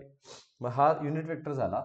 इकडे होणार ए बार डॉट युनिट वेक्टर, पण हेच आमचं डिस्टन्स येते. It is nothing but distance from origin असं. सो थीम काय? आर बारच्या मॅग्निट्यूडनं डिवाइड करायचं, डायरेक्ट तुम्हाला डिस्टन्स फ्रॉम ओरिजिन मिळते. लई मोठा विषय आहे, नंतर क्वेश्चन सॉल्व्हिंग मध्ये लई हेल्प करेल. आर बार तसंच राहिला आमचा. एन बारला कन्वर्ट करायचं एन कॅप मध्ये. एन बारला एन कॅप मध्ये कन्वर्ट केला की जे काय येईल ते डिस्टन्स फ्रॉम ओरिजिनच येते. ओके, कसं काय येते थोडक्यात मी सांगतो, पण ह्यात जास्त घुसू नका. ओके, कसं काय येते सांगतो. हे बघा, हा जर तुमचा ओरिजिन असला 0 0 0, इथून जर तुम्ही परपेंडिक्युलर काढलात ज्याचं डिस्टन्स आहे पी युनिट लेट असे, ही तुमची नॉर्मल आहे एन कॅप नावाची. विषय काय असतोय? एन कॅप म्हणजे डायरेक्शन आहे. डायरेक्शनला जेवढ्यानं मल्टिप्लाय कराल तेवढी ती वेक्टर तयार होते. युनिट वेक्टरला 3 ने मल्टिप्लाय केला तर 3 टाइम्स युनिट वेक्टर असं मिळून काय होते? याच्यावरचं जेवढ्या डिस्टन्सनं मल्टिप्लाय कराल तेवढा आपल्याला पॉइंटची पोझिशन वेक्टर मिळते. म्हणजे एन कॅपला जर तुम्ही पी न मल्टिप्लाय केला तर पी एन कॅप नावाचा पॉइंट मिळतोय जो की प्लेनवरती आहे, कारण प्लेनचं डिस्टन्स पी आहे फ्रॉम ओरिजिन. काला विषय? ओके, आणि याच्यावरचा एक पॉईंट आम्ही ए बार घेतला, पॉईंट याच्यावरचा प्लेनवरचा, तर होणार काय, प्लेनवरची वेक्टर जी येणार A bar minus P N cap, okay, dot नॉर्मलची डायरेक्शन आम्हाला माहिती आहे N cap is equals to होतोय 0. नाही आम्ही पी एन कॅप वेक्टर गेला, चालते, पी एन कॅप घेतला तरी चालते, एन कॅप घेतला तरी चालते. ओपन केला, कारण पी एन कॅप घेतला तर तो कॉन्स्टंट तिकडे जाऊन डायरेक्ट 0 होणार आहे. A bar dot N cap minus P N cap dot N cap is equals to 0 आला. म्हणजे चला A bar dot N cap minus हे तर आलं फक्त पी. असं का, कारण एका वेक्टरनं त्याच वेक्टरचा डॉट घेतला, ए बार डॉट ए बार बघितलं आम्ही वेक्टरमध्ये, A bar dot A bar is A square, A bar dot A bar हा असतो ए स्क्वेअर, मग N cap dot N cap N square होणार. पण युनिट वेक्टर आहे ना, N cap is unit vector, unit वेक्टरची मॅग्निट्यूड 1 असते, 1 चा स्क्वेअर 1 येणार, म्हणजे हे जाणारच. म्हणजे थोडक्यात A bar dot N cap is equals to P येणार, जे की पी आमचं डिस्टन्स आहे ओरिजिन पासूनचं प्लेनचं. कालं, असा हा विषय. मी म्हणलं ह्यात, म्हणून ह्यात जास्त पडू नका, डायरेक्ट हे लक्षात ठेवा, एन बारला कन्वर्ट करा एन कॅप मध्ये, जे काय येईल ते डिस्टन्स असते ओरिजिन पासूनच.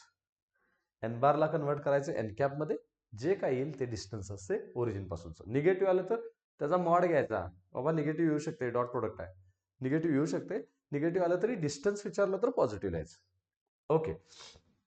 आणि पुढचा एक विषय ज्याचं काय प्रूफ नाही आहे बुकमध्ये आणि गरज पण नाही, त्यात पण पडू नका. Equation of plane passing through the intersection of two planes. Okay, दोन प्लेन्सच्या इंटरसेक्शन मधनं पास होणारं प्लेनचं इक्वेशन. ते प्लेनचं इक्वेशन असते P1 plus lambda P2 is equals to 0. It is the equation of plane that passes through two planes. आपल्याला देतात काय, find the equation of plane passing through intersection of two planes. So पहिल्या प्लेनचं equation घ्यायचं plus lambda times दुसऱ्या प्लेनचं equation घ्यायचं equals to 0 करायचं. लॅम्बडाची व्हॅल्यू शोधायला लागते काय, लागते.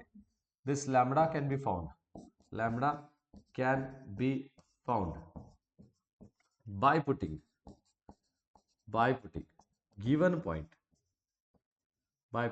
given point in the equation. याला भारतात नंबर 1 देतो, इन द इक्वेशन 1. पॉइंट कुठे दिलाय, पासिंग थ्रू इंटरसेक्शनच दिले. अरे पासिंग थ्रू इंटरसेक्शन म्हणलं तर असंच देणार, 100% पॉईंट देणार क्वेश्चन मध्ये नाही, पॉईंट नाही दिला तर हेच इक्वेशन P1 चं लिहायचं प्लस लॅम्बडा टाइम्स P2 चं लिहायचं. आतापर्यंत जेवढे क्वेश्चन आले पॉईंट हा दिलायच, तो पॉईंट टाकायचा. कसा टाकायचा क्वेश्चन मध्ये बघूया, फक्त ही केस माहिती असू दे. इक्वेशन सगळे एकत्र करावं म्हणून मी हे पण इक्वेशन घेतलंय.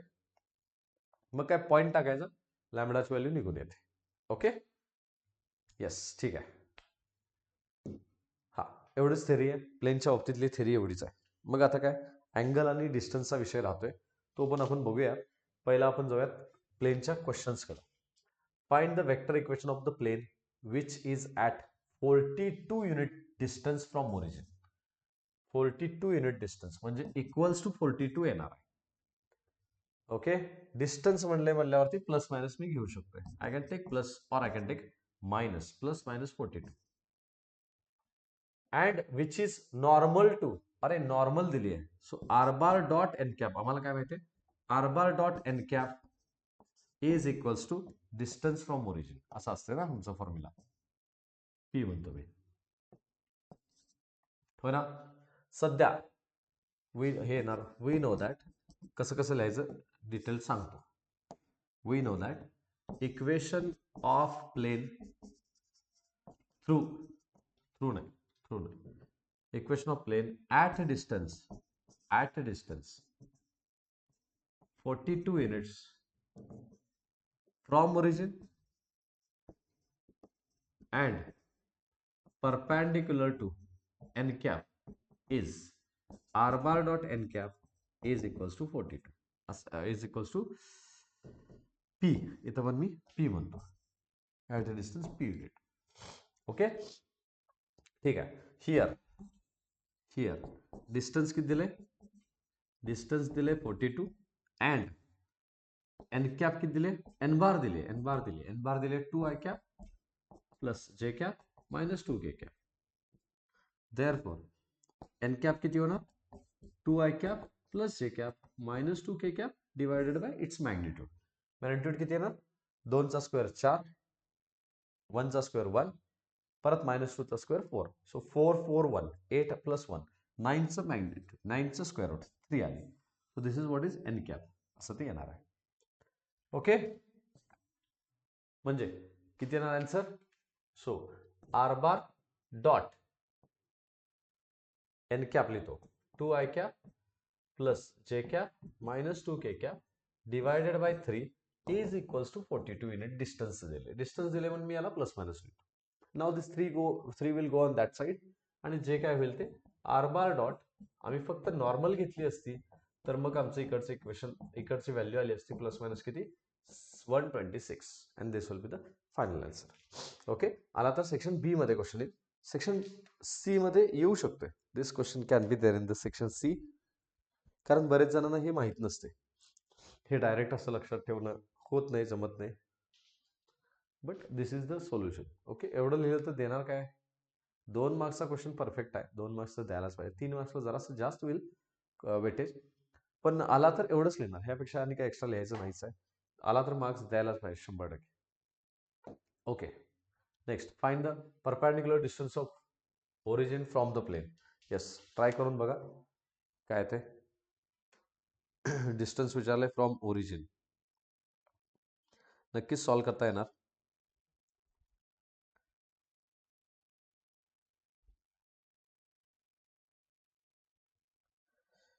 येस, काय करणार आहे फ्रॉम ओरिजिन. मग हे कन्वर्ट करायचं बघा डायरेक्ट. हे काय कार्टेशियन इक्वेशन दिले.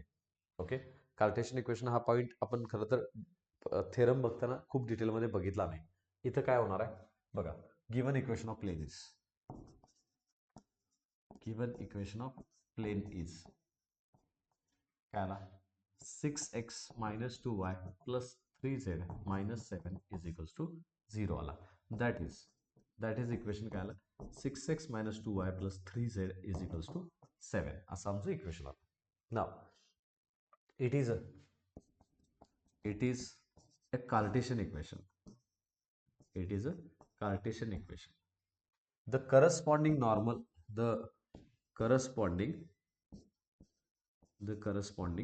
vector equation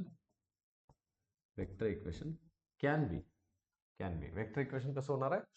It will be r bar dot n bar is equals to p असं होणार आहे. r bar dot n bar. r bar म्हणजे काय असतं? r bar म्हणजे xyz असतोय. r bar म्हणजे xyz असतोय. So r bar dot normal म्हणजे xyz चे कोएफिशियंट्स असतात. xyz चे कोएफिशियंट्स काय आहेत? 6i cap -2j cap plus 3k cap is equals to तो दिलाय 7. मला परत पी नाही म्हणत मी, कारण तो आर बार डॉट एन कॅपला पी आपण म्हणतोय. मी डी म्हणतो. कुठलंही लेटर घ्या, कॉन्स्टंट आहे तो. ओके, कळलं? येस, संपलं की आता काय पाहिजे आपल्याला? डिस्टन्स फ्रॉम ओरिजिन पाहिजे. मग काय करतोय? आपल्याला माहिती आहे डिस्टन्स फ्रॉम ओरिजिन कसं असते? R bar dot N cap is equals to P असते. मग एन कॅपने याला कन्वर्ट करूया एन कॅप मध्ये. ओके, म्हणजे काय करूया? R bar dot 6i cap -2j cap plus 3k cap divided by magnitude किती आली बघा. हा आला 36, हा आला 4, हा आला 9. सो 49 होईल. 49चं स्क्वेअर रूट 7 आला. इकडे 7 ने डिवाइड, इकडे पण 7 ने डिवाइड. सो आला R bar dot N cap is equals to 1 आला. अरे संपलंच की. Now we know that distance from origin if परत येणार आहे. We know that if p is the distance from origin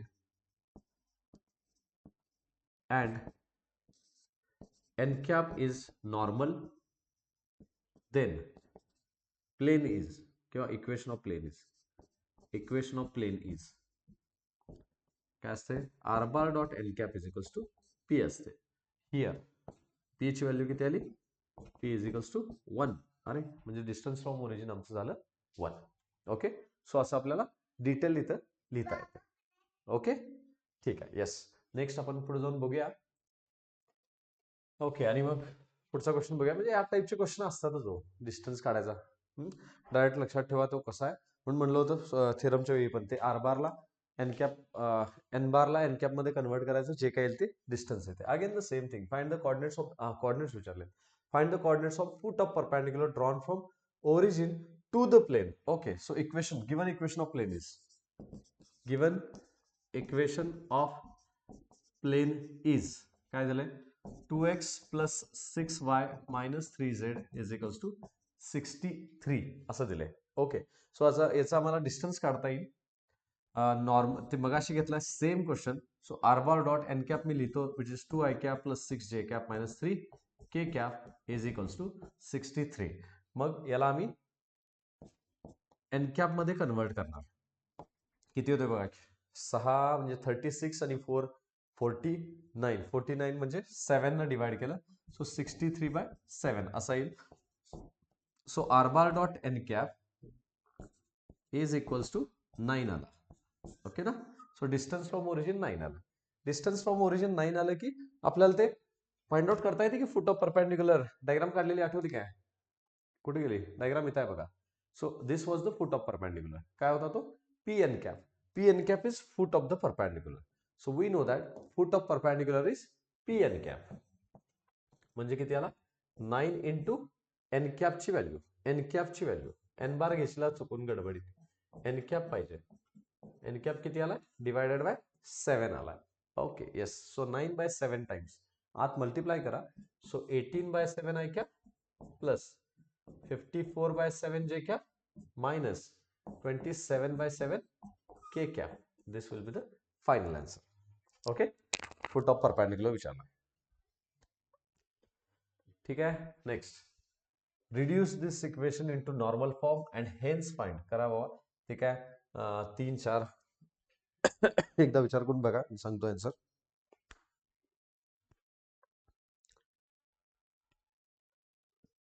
ठीक आहे, सॉल्व झाला असेल पॉज करून तुम्ही सॉल्व करून बघू शकता अँड देन व्हेरीफाय. 3-4 ट्रिपलेट आहे. 5 आला. 5-12 ट्रिपलेट आहे. 13 आला. सो 13 ने डिवाइड मला 6 आला इकडे. So R bar dot N cap is equals to 6 आला. So the length of perpendicular from the origin is 6. Direction cosine काय विषय असतो, युनिट वेक्टरचे DRs. DRs of unit vector are called as DCs. Okay, तोही विषय vector मधला आहे. Then find the vector equation of the plane. सगळं डिस्टन्सच विषय चालला होता. आता आलं find the vector equation of plane passing through point. Okay, point दिलाय and perpendicular to vector. So आपल्याला माहित आहे R bar dot N bar is equals to A bar dot N bar. असं करायचं. R bar dot N bar दिले 4i cap plus 5j cap plus 6k cap is equals to A bar. A bar point दिलाय i plus j plus k dot N bar दिलाय 5i cap plus 4i cap plus 5j cap plus 6k cap असं येणार आहे. Now it is equals to multiply 4 plus 5 plus 6 10 आणि 5 15 15. R bar dot N cap is equals to 15. R बारची value काय नसते, हे असंच ठेवायचं. हेच final answer is equals to 15 फक्त लिहायचं. हे फायनल आन्सर. फक्त ए बार एन बार टाकायचा, व्हॅल्यू काढायची. आधी लाईन मध्ये फक्त ए बार बी बार टाकायचा आणि आन्सर काढायचं, असा तो विषय. Same Cartesian equation of the plane passing through point and having DRs. Okay, same काय करणार, सेम म्हणजे X comma Y comma Z घ्या पॉइंट डॉट नॉर्मल घ्यायचे. कारण ते आपल्याला इक्वेशन माहिती आहे ना, कार्टेशियन इक्वेशन डायरेक्ट लिहा किंवा R bar dot N bar is equals to A bar dot N bar म्हणा तरी चालते. सो कार्टेशियन इक्वेशन मध्ये काय झालं, एक्स वाय झेड आला. आर चा एन म्हणजे नॉर्मल, नॉर्मलचा डीआरएस दिलाय. किती दिलाय 0 to 5 is equals to A bar म्हणजे पॉइंट दिलाय -1 2 3 डॉट एन बार म्हणजे नॉर्मल 0 to 5 असा आलाय. सो हे आम्हाला डायरेक्टली काढता येते. 0x आला प्लस 2y आला प्लस 5z आला is equals to 0 plus 4 plus 15 आला. -1 न 0 ला, 2 न 2 ला, 3 न 5 ला, म्हणजे हा आला 2y plus 5z is equals to 19. Yes, it is the final answer. X नाही आहे याच्यात. येस, एक्स नाही आहे. ओके, ठीक आहे. एक्स नाही आहे म्हणजे प्लेनचं इक्वेशन असतं पॅरलल टू एक्स ऍक्सिस, त्यामुळे एक्स नसतो. Find the Cartesian equation of the plane passing through the point and parallel to XY plane. अरे XY प्लेन हा जरा डोकं लावायला लागणारा विषय आहे. XY plane X Y plane म्हणजे आपल्याला नॉर्मल लागते ना, आपल्याला पॅरलल लागतच नाही. सो पॉइंट कुठला आला? पॉइंट तर आला 7, 8 अँड 6 इज द पॉइंट. आणि नॉर्मल, नॉर्मल काय आली? नॉर्मल आली कशी पाहिजे? Parallel to X Y plane आहे. अरे parallel to X Y plane म्हणजे एक्स वाय प्लेनची नॉर्मल है ना. Parallel to X Y plane म्हणजे normal of X Y plane. काय म्हणतोय बघा, कारण आपलं प्लेन कसं आहे? Parallel to X Y plane आहे.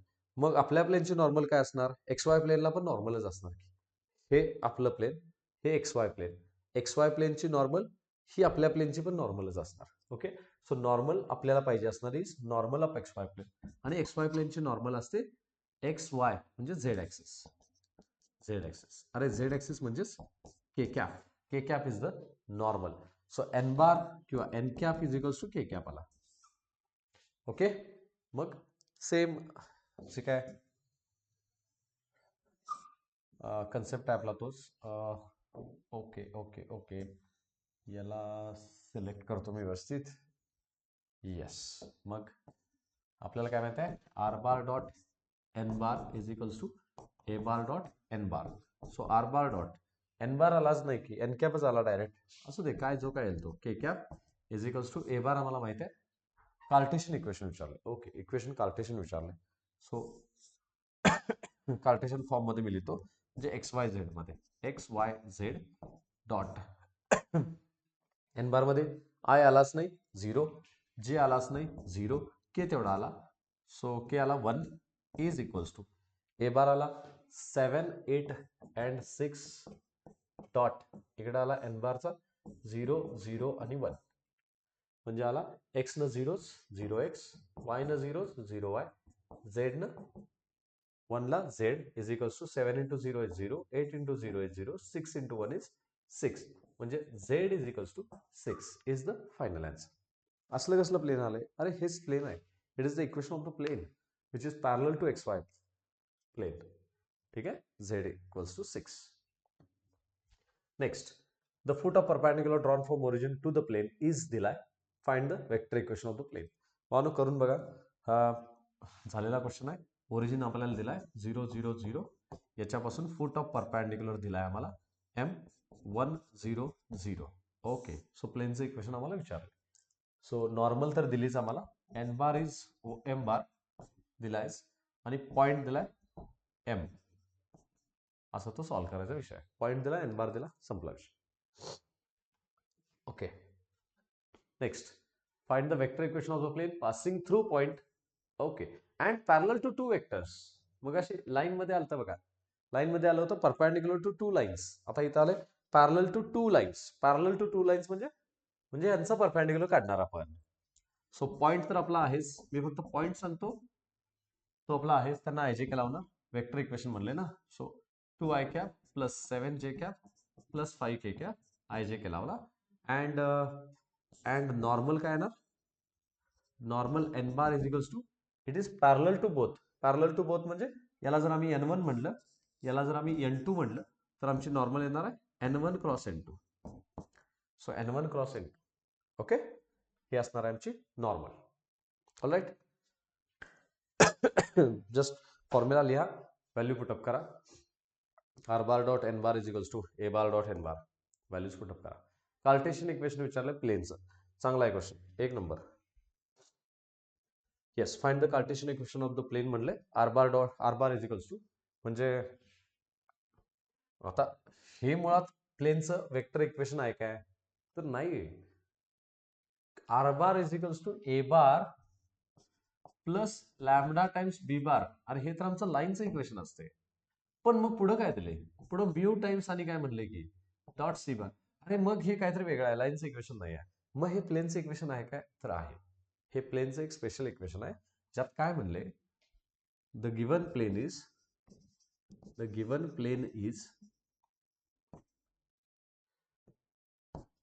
passing through point कुठला? a bar is equals to 5i cap minus 2j cap minus 3k cap.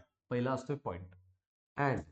and it is parallel to, आणि प्लेन पॅरलल दिले कोणाला? b bar is equals to I cap plus J cap plus K cap and अरे दोघांना parallel आहे. Lambda times जे असते ते parallel असते. लॅमडा टाइम्स याला पॅरलल, म्यू टाइम्स त्याला parallel and C bar is equals to I cap minus 2 J cap plus 3 K cap. Okay, असा हा विषय आहे. सो हा झाला आमचा अल्टिमेटली पॉइंट आणि यांचा जो आहे क्रॉस प्रोडक्ट, सो बी क्रॉस सी हा जो काय ही झाली आमची नॉर्मल, असा हा विषय. सो पॉइंट ए बार आणि normal N bar is B bar cross C bar. Okay, असा हा फाइंड आउट करायचा आहे. Find the Cartesian equation of the plane. ठीक आहे. ओके, विथ दिस मग आपण जाऊया तिसऱ्या पार्टमध्ये की ज्याच्यामध्ये आपण फाइंड आउट करणार आहे डिस्टन्स. सेक्शन सी आणि सेक्शन डी मध्ये चुकून आला तर फेवरेट क्वेश्चन. ओके, याच्यामध्ये वेगवेगळ्या केसेस आहेत. येस, वेगवेगळ्या केसेस आहेत. काय काय केसेस आहेत तर डिस्टन्स आम्हाला काढायचा आहे. Distance between point and line काढायचा आहे. ओके, त्यानंतर डिस्टन्स बिटवीन टू लाईन्स काढायचा आहे. डिस्टन्स बिटवीन टू लाईन्स आहे, two parallel lines. Distance between skew lines नावाचा एक काहीतरी कन्सेप्ट आहे. ओके, आणि मग त्याचे आपण क्वेश्चन्स बघूया. डायरेक्ट फॉर्म्युले स्ट्रेट फॉरवर्ड काय काय आहेत मी सांगतो. हे बघा, फॉर्म्युला जरासा लेंदी आहे. कसा येतोय मी सांगतो. समजा मला एक पॉइंट दिला. काय पॉइंट दिला? पी अल्फा बार किंवा पी बार. अल्फा बार मी घेतो, बुकमध्ये अल्फा बार दिला. ओके, आर बार का नाही? आर बार व्हेरिएबल पॉइंट आहे, त्यामुळे आर बार नको. ओके, पी अल्फा बार एखादा पॉइंट मी दिला आणि एक लाईन दिली. लाईन दिली याचा अर्थ काय? लाईनचं इक्वेशन मध्ये काय असतंय? लाईनच्या इक्वेशन मध्ये लाईनवरचा पॉइंट असतोय ए बार नावाचा लाईनवरचा पॉइंट आहे. आणि लाईन कशाला पॅरलल आहे ते आम्हाला दिलेलं असते. लाईन ज्याला पॅरलल आहे तो. लाईन कोणाला पॅरलल असते? मोस्टली त्याच्यामध्ये असतोय बी बार. सो लाईन असते बी बारला पॅरलल, कारण लाईनचं इक्वेशन असते R bar is equals to A bar plus lambda B bar. Okay, it is the equation of the line.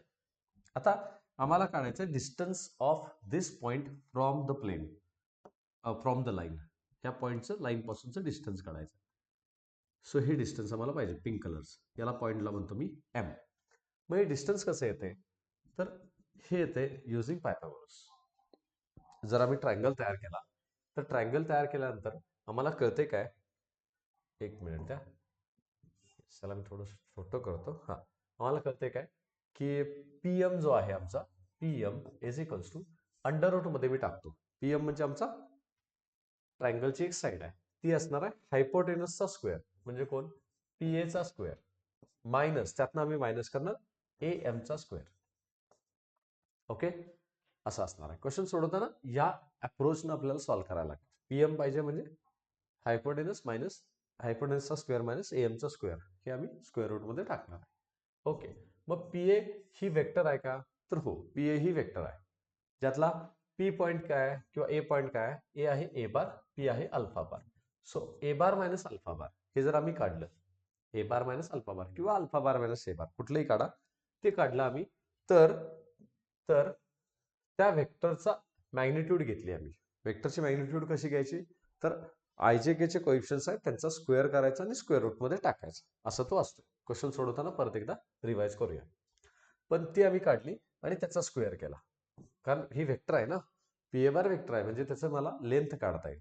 वेक्टरची लेंथ काढली, त्याचा स्क्वेअर केला, म्हणजे आमचा हायपोटेनसचा स्क्वेअर आला. पण एएम काय आहे? एएमचाच विषय मोठा आहे. एएम काय? AM is projection of,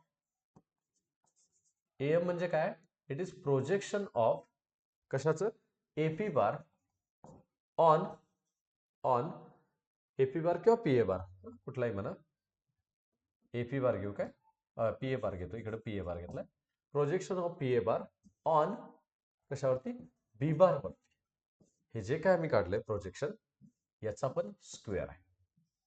okay, हे जे काय पडले एम, हे काय? प्रोजेक्शन, याची शाडो पडल्या. कोणाची? पीएची. पीएची शाडो पडल्या कशावरती? बी बार खाली आहे म्हणणार, अरे खाली पण तेवढी शाडो पडणार, तेवढी शाडो पडणार ना, शाडो काय बदलणार नाही. मग लाईन घ्या की. लाईन नको, ते बी बार दिलेलं असतं ना लाईन मध्ये, सो बी बार वरती घेणं जरा सोपं जाते. सो पीएची शाडो बी बार वरती जेवढी पडल्या तेवढी, दॅट इज आवर एएम. मग विषय संपला, पिक्चर क्लिअर आहे ना, फॉर्म्युला तयार. ए बार मायनस अल्फा बारचा स्क्वेअर मायनस प्रोजेक्शन आम्ही कसं काढतोय? प्रोजेक्शन आम्ही काढतोय डॉट प्रोडक्टनं. कोणाचा? पीएचा, म्हणजे ए बार मायनस पी बार जो काय येतो alpha bar dot B bar upon B करणार याचा square. So this is now the projection of P A on B bar. संपला की विषय. सो पी ए मला. Okay, and it is the formula to find out distance between point and line. Point आणि line मधला आम्हाला distance काढता येते. Okay, distance with respect to line, so that is distance between two parallel lines. दोन parallel line मधलं distance कसं काढायचं? Similar formula आहे. ही एक लाईन दिली आहे आम्हाला, विच इज लाईनवरचा पॉईंट आम्हाला दिलाय ए बार, A1 म्हणतो मी, आणि पॅरलल दिली आहे बी बारला. ही एक लाईन दिली आहे ज्याच्यावरचा पॉईंट दिलाय ए टू बार आणि पॅरलल दिले अगेन बी बारला. पण पॅरलल आहेत, सेमच राहील. ओके, पॉईंट जरासा इकडे घेतो. मग आम्हाला हे डिस्टन्स पाहिजे यांच्यातला. सो याला म्हणतो मी एम. A1 एम पाहिजे आम्हाला हे हायपोटेनस काढता येतं. ओके, सो सेम विषय काय येणार आहे आता? पाहिजे काय आम्हाला? पाहिजे आम्हाला A1 M. So A1 M पाहिजे.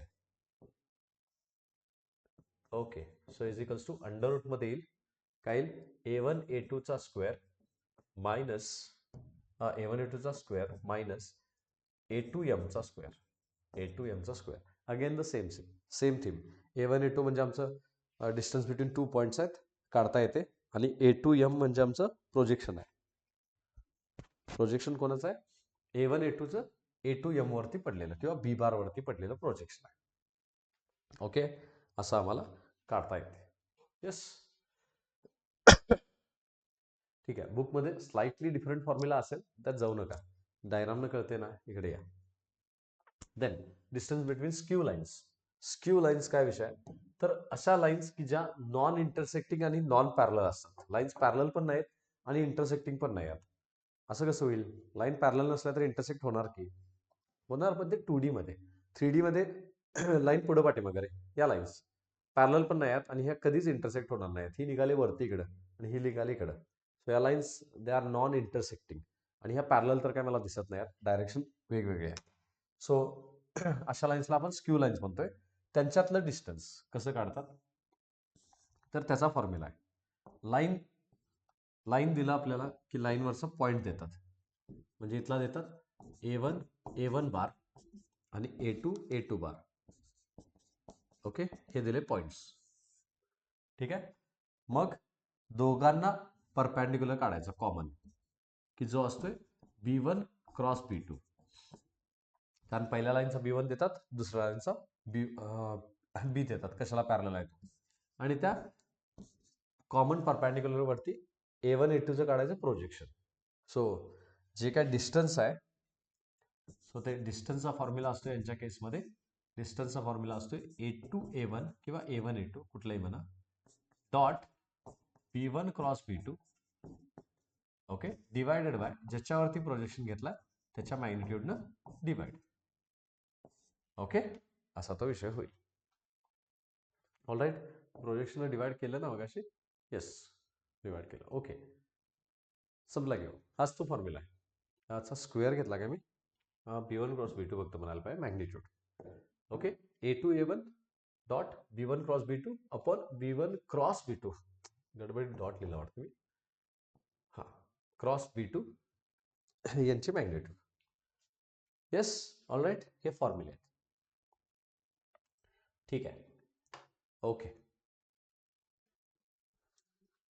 फॉर्म्युले काहीतरी करून आपल्याला लक्षात ठेवायला लागतील बानो. 3 फॉर्म्युले आहेत डिस्टन्सचे. 3 फॉर्म्युले झाले की मग क्वेश्चन्स याचे पटपट सुटतील. क्वेश्चन काय सोडवणं मोठी गोष्ट नाही. Find the length of perpendicular from the point on the line असं म्हटलंय. ओके, म्हणजे फ्रॉम द पॉइंट म्हणजे आम्हाला पॉइंट दिलाय. 2, -3, 1 ऑन द लाईन दिली आहे. लाईनचं इक्वेशन आम्हाला दिले. लाईनच्या इक्वेशन मध्ये लाईनवरचा पॉइंट देतात. लाईनवरचा पॉइंट इथं आहे. सो हा जो काय दिसतोय तो आम्हाला पॉइंट दिसतोय. आम्हाला -1 3 आणि -1 हा पॉईंट दिसतोय आणि लाईन आम्हाला दिसते पॅरलल कशाला. लाईन पॅरलल दिसते DRS 2 3 1 हे 2 3 -1 आहे. Okay 2 3 -1 these are the DRS of the line. मग सेम थीम सगळं विषय क्लिअर आहे. परपॅन्डिक्युलर PM पाहिजे. मग distance PM is equals to under root मध्ये काय येणार आहे. हा आहे आमचा A1 हा आहे A1 नाही याला P म्हणले नाही काय डिस्टन्स फ्रॉम पॉइंट दिले. ओके याला P म्हणलं याला A म्हणलं. सो PA चा स्क्वेअर मायनस AM म्हणजे प्रोजेक्शन AM चा स्क्वेअर. फॉर्म्युल्यात टाका you will get the answer. फॉर्म्युल्यात टाकून बघा हे किती येणार आहे 2 - 1. सो AM हे काढतो मी. PA चे कोएफिशियंट्स काय काय येणार बघा. PA बार साईडला काढून घेतो मी. कोएफिशियंट्स फक्त लिहितो. 2 मधून किंवा -1 मधून 2 गेला है ना. A बार मायनस B बार काढणार आहे चालते. सो -1 मधून 2 गेला -3, 3 मधून -3 गेला 6 आणि -1 मधून 1 गेला -2. असे हे आमचे कोएफिशियंट्स येणार आहेत. यांची मॅग्निट्यूड किती येणार आहे. दिस विल बी 9 + 36 + 4 म्हणजे येणार आहे 49 है ना. 49 म्हणजे मॅग्निट्यूड आली 7. 7 चा स्क्वेअर मायनस AM म्हणजे आमचं प्रोजेक्शन याचं प्रोजेक्शन DRS वरती. सो प्रोजेक्शन कसं काढतात तर प्रोजेक्शन काढतात PA बार डॉट जी काय आहे ती B बार अपॉन B म्हणजे काय ना याचे माहिती आहेत आपल्याला -3 6 आणि -2 डॉट 2 3 -1 अपॉन B ची मॅग्निट्यूड म्हणजे याची मॅग्निट्यूड येणार आहे किती हो 4 9 13 आणि 1 14. सो अंडर रूट ऑफ 14 असं येईल. ओके सो व्हॅल्यू जी काय येते मी लिहून टाकतो इथं.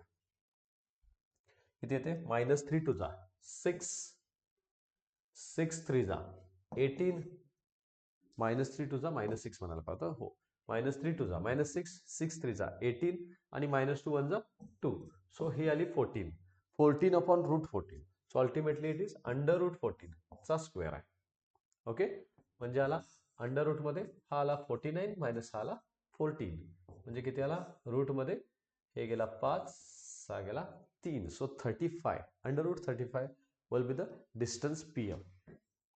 ओके परत एकदा व्यवस्थित फार तर व्हिडिओ पॉज करून क्वेश्चन फक्त घेऊन एकदा सॉल्व्ह करून बघा. Will get to know. Okay yes ठीक आहे. Find the shortest distance between the lines. परत लाईनच्या डिस्टन्सचा क्वेश्चन आहे. लाईनचं डिस्टन्स विचारले शॉर्टेस्ट किती आहे. पहिला बघायला काय लागते की लाईन्स पॅरलल आहेत का नाहीत.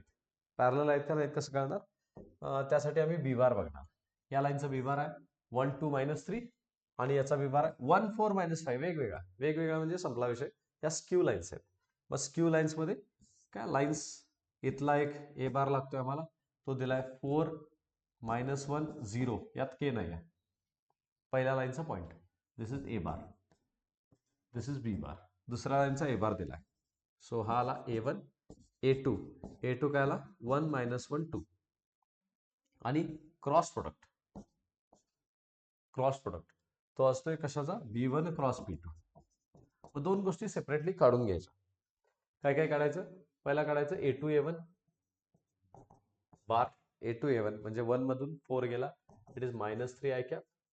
-1 मधून -1 गेला 0 J कॅप. 2 मधून 0 गेला +2 K कॅप. हा आला A1 A2 A1. देन काढायचा B1 क्रॉस B2. फॉर्म्युला बघायचा जस्ट फॉर्म्युल्यात व्हॅल्यू टाकायचा. हा येणार आहे IJK I J आणि K. B1 आला 1 2 -3. B2 आला कुठे गेला B2 इथं आहे 1 4 -5. ओके ना म्हणजे हा आला किती हो -10 + 12. So that comes to be 2 I cap. J ला आला -5 + 3 -2 लिहिताना +2 J कॅप आणि K ला 4 मधून 2 गेला +2 K कॅप 2 2 2 असा आला B1 क्रॉस B2. ओके मग आमचा फॉर्म्युला कसं काढलं का आलं का बघा. डायरेक्ट फॉर्म्युला आहे. मग डिस्टन्स कसं असते distance is equals to mod मध्ये काय येणार आहे A2 A1 dot B1 cross B2 okay divided by mod of B1 cross B2 असं येणार. मग A2 A1 आला आमचा -3 0 2 डॉट आला 2 2 2 डिवायडेड बाय मॅग्निट्यूड येणार आहे अंडर रूट मध्ये 4 + 4 + 4 2चा square 4 4 4. Okay, what is distance between the lines विचारलंय. येस, प्लीज ट्राय करून बघा. These are the given points. A1, this is A2, A1 A2 काढा. Then this is what is लाईनचा B1 and this is what is लाईनचा B2. So B1 cross B2 पण काढा. दोघांचा डॉटला मॅग्निट्यूडने divide करा B1 cross B2 च्या. You will get the answer. Okay, try this. If the lines intersect, then find K.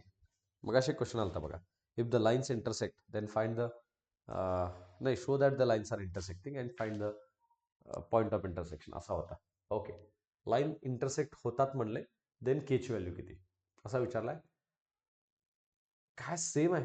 The lines, if the lines are intersecting, then the distance between the lines is 0. So distance 0 ला करायचं. Lines intersect होतात त्याचा अर्थ काय, त्यांच्यातला distance 0 असणार. Okay, yes, distance between the line 0 असणार. Please try करून बघा क्वेश्चन कसं काय काय. A1 दिलाय, A2 दिलाय, A1 A2 काढा, B1 क्रॉस B2 काढा and just verify. Okay, me try करतो. A2 A1 तुमचं चालू दे, मी ट्राय करतो. 3 मधनं 1 गेला, 2 आहे कॅप. के मधून -1 गेला, सो K + 1 जे कॅप असा येईल. ओके, प्लस झेडला काहीच नाही म्हणजे 0. 0तनं 1 गेला, so -1. It comes to be -1 K cap. Okay, असा येईल माझा A2 A1 and B1 cross B2. मी म्हटलं तुम्ही सॉल्व करा, डायरेक्ट आन्सर बघूच नका, डायरेक्ट पहिला सॉल्व करून बघा काय काय येते. Okay, yes, B1 cross B2 me find out करतो. हे किती येणार आहे, 3 मधून 8 गेला, सो -5 आय कॅप. देन 2 मधून 4 गेला, सो -2 पण लिहिताना +2 जे कॅप. आणि मग 4 मधून 3 गेला, सो +K कॅप असा येईल माझा B1 cross B2. Okay, cross product व्यवस्थित काढून बघा.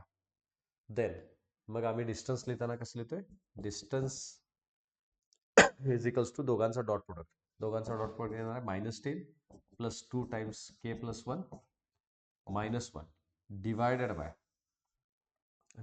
बाय मॅग्निट्यूड कोणाची, याची B1 क्रॉस B2 ची 25 + 4 + 1 and this comes to be 0 असं त्यांनी म्हटलंय. Okay, it is equals to 0. So खाली जे काय आलंय अंडर रूट मध्ये 30 ते तिकडे जाऊन असंही 0च झालंय. सो फायनली मॉड मध्ये आलाय किती हो, -10 + 2K + 2 आत मल्टिप्लाय केला, 2K + 2 -1 इज इक्वल्स टू 0 झाला. ओके, फक्त मॉड मध्ये काय काय आले बघा, त्याला सॉल्व करा.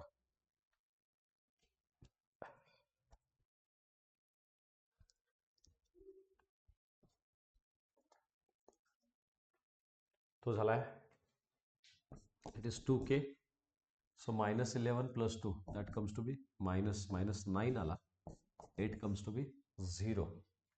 Okay, so 2K -9 is equals to 0. 2K is equals to 9 आला. मॉडला ओपन करून काय ±0 0च राहणार आहे. सो K ची व्हॅल्यू आली 9/2. So 9/2 is the answer of K. If the lines are intersecting. Okay, verify करा.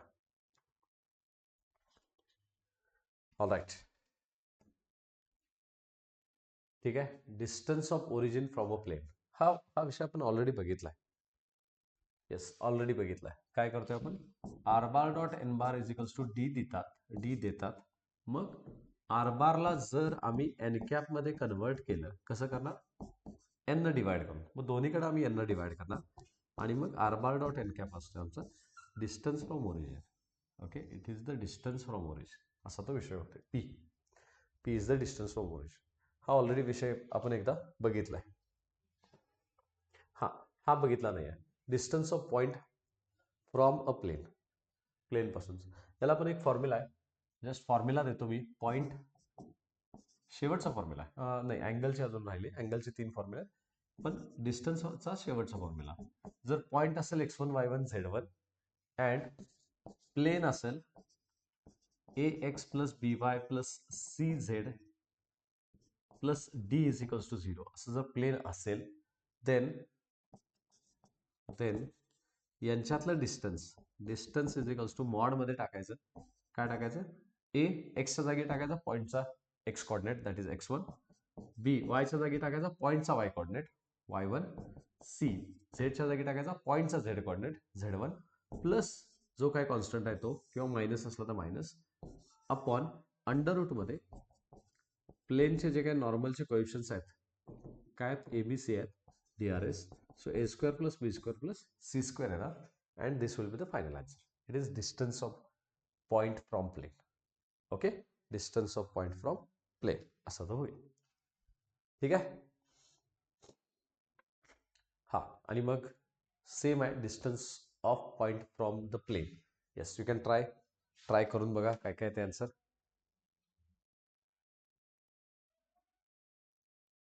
येस, पॉइंटचा आन्सर फाइंड आउट करून बघा.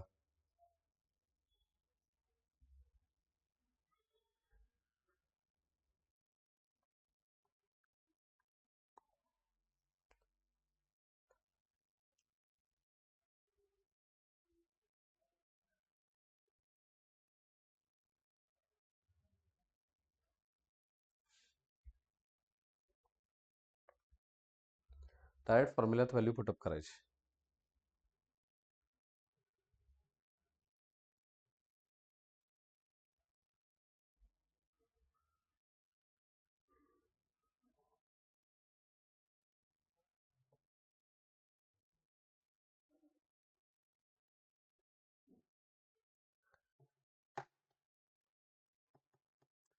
ओके, येस, आय होप झाला असेल आन्सर. पॉईंट दिलाय आम्हाला. पॉईंट काय आहे? This is P. दिलाय 4 - 3 1, आणि प्लेनचं इक्वेशन दिले. म्हणजे नॉर्मलमध्ये जर आम्ही कन्वर्ट केलं तर हे येणार आहे 2x plus 3y minus 6z minus 21 is equals to 0. मग डिस्टन्स काय येणार आहे? डिस्टन्स इज इक्वल्स टू मॉडमध्ये एक्सच्या जागी टाका की 4, सो 4 टू 8, वायच्या जागी टाका -3, सो -9, झेडच्या जागी टाका 1, -6 -21 अपॉन अंडर रूट मध्ये 2 चा स्क्वेअर 4, 3 चा स्क्वेअर 9 आणि 6 चा स्क्वेअर 36. ओके, बऱ्याच वेळाला आलं हे ना. 7 येते खाली. वरती किती झाला? 21 आणि 9 दॅट इज 30. 6 36 मधून 8 गेले, so that comes to be 28. So 28/7, 4 is the answer. Mod आहे त्यामुळे मायनस मर्ज केला मी, मायनसला काढून टाकला है ना. So 7 will be the answer. Sorry, 4 will be the answer. 28/7. Okay, point plane झालं. प्लेनच्या इक्वेशन मध्ये पॉइंट टाकायला विषय संपतो लगेच. हा, सेम वे आन्सर चेक करा. सेम वे, सिमिलर वे ना आन्सर फाइंड आउट करून बघा. आन्सर येईल.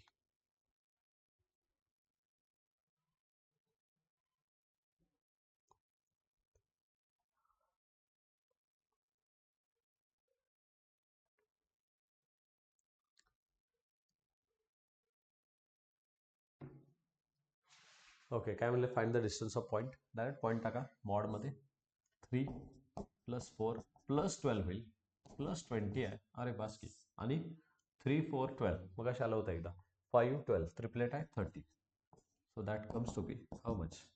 20 32 4 इज 34, 32 आणि 4 36 आणि 3 39/13, 13 त्रिक 39. 3 should be the answer. Okay, सोपं आहे रे. सेक्शन बी मध्ये येते. सेक्शन बी मध्ये क्वेश्चन, किंवा एमसीक्यूला मोस्टली क्वेश्चन असला येऊ शकतो. येस, अँगलचा शेवटचा विषय आपला angle between the lines and angle between the planes. बघूयात अँगलचा विषय कसं करायचा. 3 आहेत केसेस. पहिली केस काय? Angle between line and line. विषय काय बघा. लाईनचं इक्वेशन मी दिलं, R bar is equals to A bar plus lambda times B bar. आणि अजून एका लाईनचं इक्वेशन दिलं, R bar is equals to A bar plus lambda times B bar.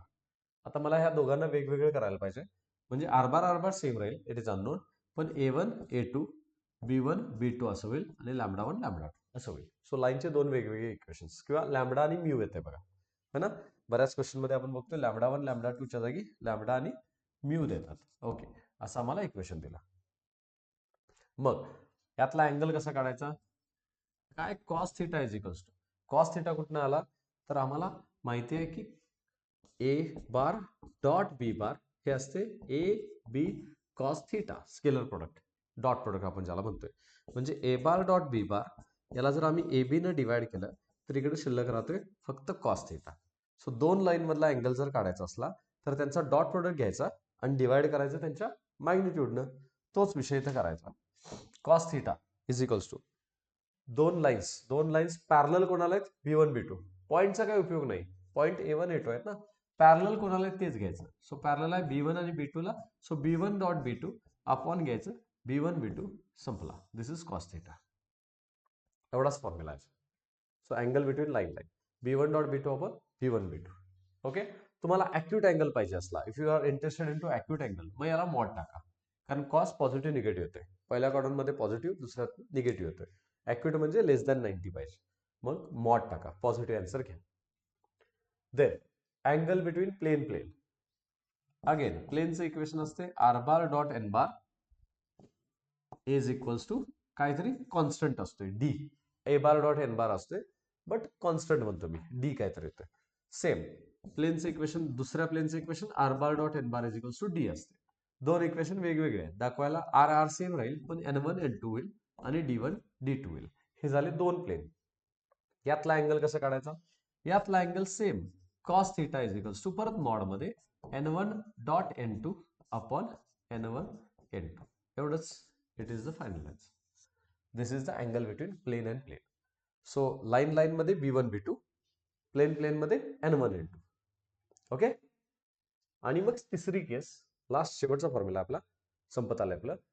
So angle between line and plane हा जर विचारला तर लाईनचं इक्वेशन असते R bar is equals to A bar plus lambda B bar. प्लेनचं equation असते R bar dot N bar is equals to D. R bar तर always a variable, point असतो A1 बीस म्हणतो मी आणि एन बार. ओके, पॉइंट तर A1 कशाला म्हणायला, H म्हणतो, कारण काय A2 नाहीच आहे. ओके, म्हणजे सगळंच की. ओके, संपलाच विषय. D1 D2 काय म्हणायची गरज नाही, सेम वेगवेगळं. याचा अँगल असतोय sine theta is equals to B bar किंवा N bar dot B bar upon N B. Yes, final शेवटचा फॉर्म्युला एंड. ह्यात साइन थिटा का, ह्यात कॉस थिटा का नाही. अरे विषय काय होतोय, लाईन मी तुम्हाला दिला, ही लाईन आहे सपोज, आणि प्लेन मी दिलं तुम्हाला, हे प्लेन दिलं, तर प्लेन फक्त मी तुम्हाला देत नाही. प्लेन दिलं तर मी इक्वेशन मध्ये काय दिलेलं असतं तुम्हाला, अँगल दिलेला असतोय, हे नॉर्मल दिलेली असते. आता तुम्ही जर लाईन आणि नॉर्मल मधला अँगल काढलात, लाईन आणि नॉर्मल मधला अँगल काढला तर हा इथला अँगल येतोय. लाईन आणि नॉर्मल मधला अँगल म्हणजे इथला अँगल येतोय. पण आम्हाला ऍक्च्युअल अँगल कुठला पाहिजे, आम्हाला अँगल इथला पाहिजे. This is what is a theta we are interested in. पण आम्ही काढला कुठला, आम्ही काढला 90 मायनस थिटा. कळते का, हा 90 आहे ना, सो थिटा मायनस केला तर 90 मायनस थिटा झाला. म्हणजे आम्ही काढला ऍक्च्युअल मध्ये कॉस ऑफ 90 मायनस थिटा. मग कॉस 90 मायनस थिटा म्हणजेच असतोय साइन थिटा, आणि म्हणून इथं साइन थिटा आहे. That is the reason why sine theta comes in line and plane. Line line मध्ये होत नाही काय, नाही. प्लेन प्लेन मध्ये नाही, प्लेन प्लेन मध्ये सुद्धा direct cos theta, line line मध्ये डायरेक्ट कॉस थिटा. फक्त लाईन आणि प्लेन असलं तर मात्र आम्हाला वापरायला लागते काय, लाईन साइन थिटा. ओके, असा तो विषय आहे. ऑल राईट, एकच मिनिट आहे मला. ओके, येस येस, ठीक आहे, जस्ट चार्जिंग कनेक्ट केलं मी. ओके, येस, पुढे जाऊया. आता क्वेश्चन्स काय direct, find the angle between line plane and plane. Okay, दोन प्लेन मधला अँगल आहे. येस, ट्राय करा. प्लेन प्लेन म्हणजे पहिल्याची नॉर्मल, दुसऱ्याची नॉर्मल, N1 N2 दिलाय आपल्याला.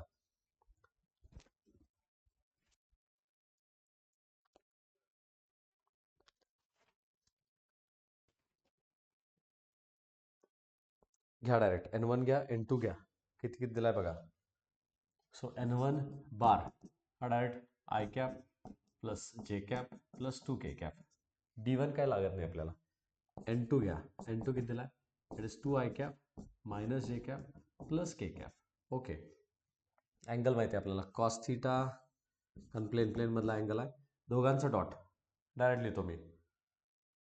किती येणार आहे? 2 मायनस 1 प्लस 2 डिवायडेड बाय याची magnitude. This is 4 plus 1 5 plus 1 6, so under root 6 येईल. याची मॅग्निट्यूड 4 1 1, सो अंडर रूट 6 तेवढीच येईल. सो दिस इज किती आला? 3 आला अपॉन रूट 6 अरे 6 आला, सो आला 1/2. कॉस थिटा आला हाफ. ॲक्यूट अँगल पाहिजे असेल तर मी काय ॲक्यूट अँगल म्हटलं नाही. If one angle is acute, other angle is obviously obtuse. दोन लाईनमध्ये एक जर ॲक्यूट अँगल होत असेल तर other is obtuse angle. So cos theta half आला. Theta is cos inverse of half असं न लिहिता डायरेक्टली लिहूयात. इट इज 60 डिग्री और π/3. 60 और π/3 इट इज आन्सर. ठीक आहे. Next find the acute angle. नाव ॲक्यूट म्हणलंय त्यांनी लास्टच्या केसमध्ये. यू कॅन मेन्शन 60 डिग्री और 120 डिग्री. पुढं find the angle between the line and the plane. Okay, line आणि प्लेन मधला अँगल विचारलाय. ठीक आहे. लाईनचा अँगल म्हणजे लाईन मध्ये इक्वेशन लिहिताना जरासं इथं काय R bar is equals to पाहिजे. R bar is equals to हा असतोय ए बार आणि हा असतोय बी बार. ओके ना. सो आमचा फॉर्म्युला आहे काय? फॉर्म्युला तर आहे आमचा साइन थिटा, कारण लाईन प्लेन मधला अँगल आहे. Sine theta is equals to mod मध्ये N bar dot B bar upon N B is the formula. Is equals to N bar प्लेनचा, दिस इज एन बार, तो घेतला 2i cap minus J cap plus K cap, त्याचा dot घेतला बी सोबत which is 2i cap plus 3j cap minus 6 K cap divided bye कशाने divide केला? Divide केला याच्या मॅग्निट्यूडनं. याची मॅग्निट्यूड आली 4 1 1 म्हणजे रूट 6. डॉट नाही, just it is a multiplication.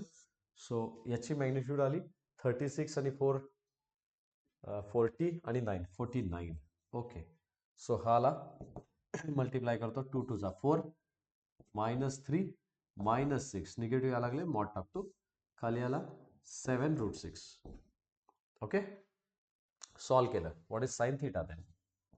Sign theta it comes to be 9 मधून 4 गेला सो 5 अपॉन 7 रूट 6. आम्हाला अँगल थिटा विचारला.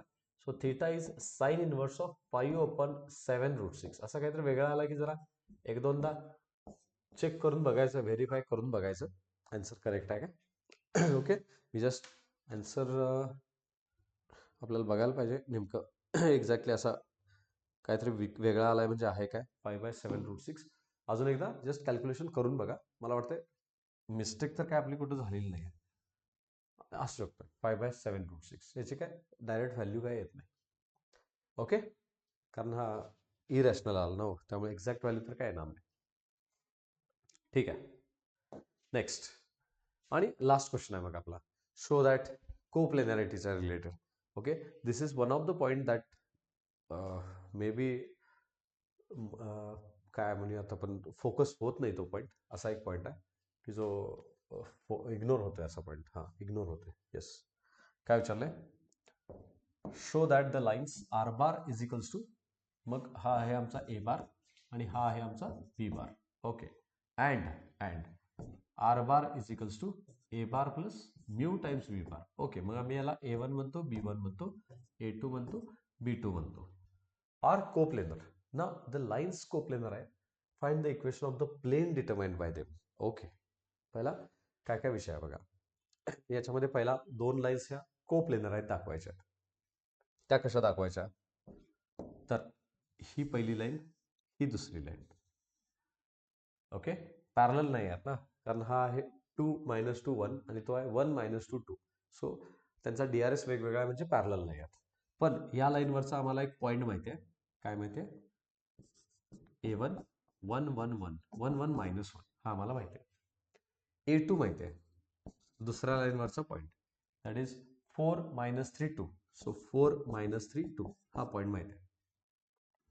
ही लाईन ज्याला पॅरलल आहे तो त्याचा DRS आम्हाला माहिती आहे, that is 2 - 2 1.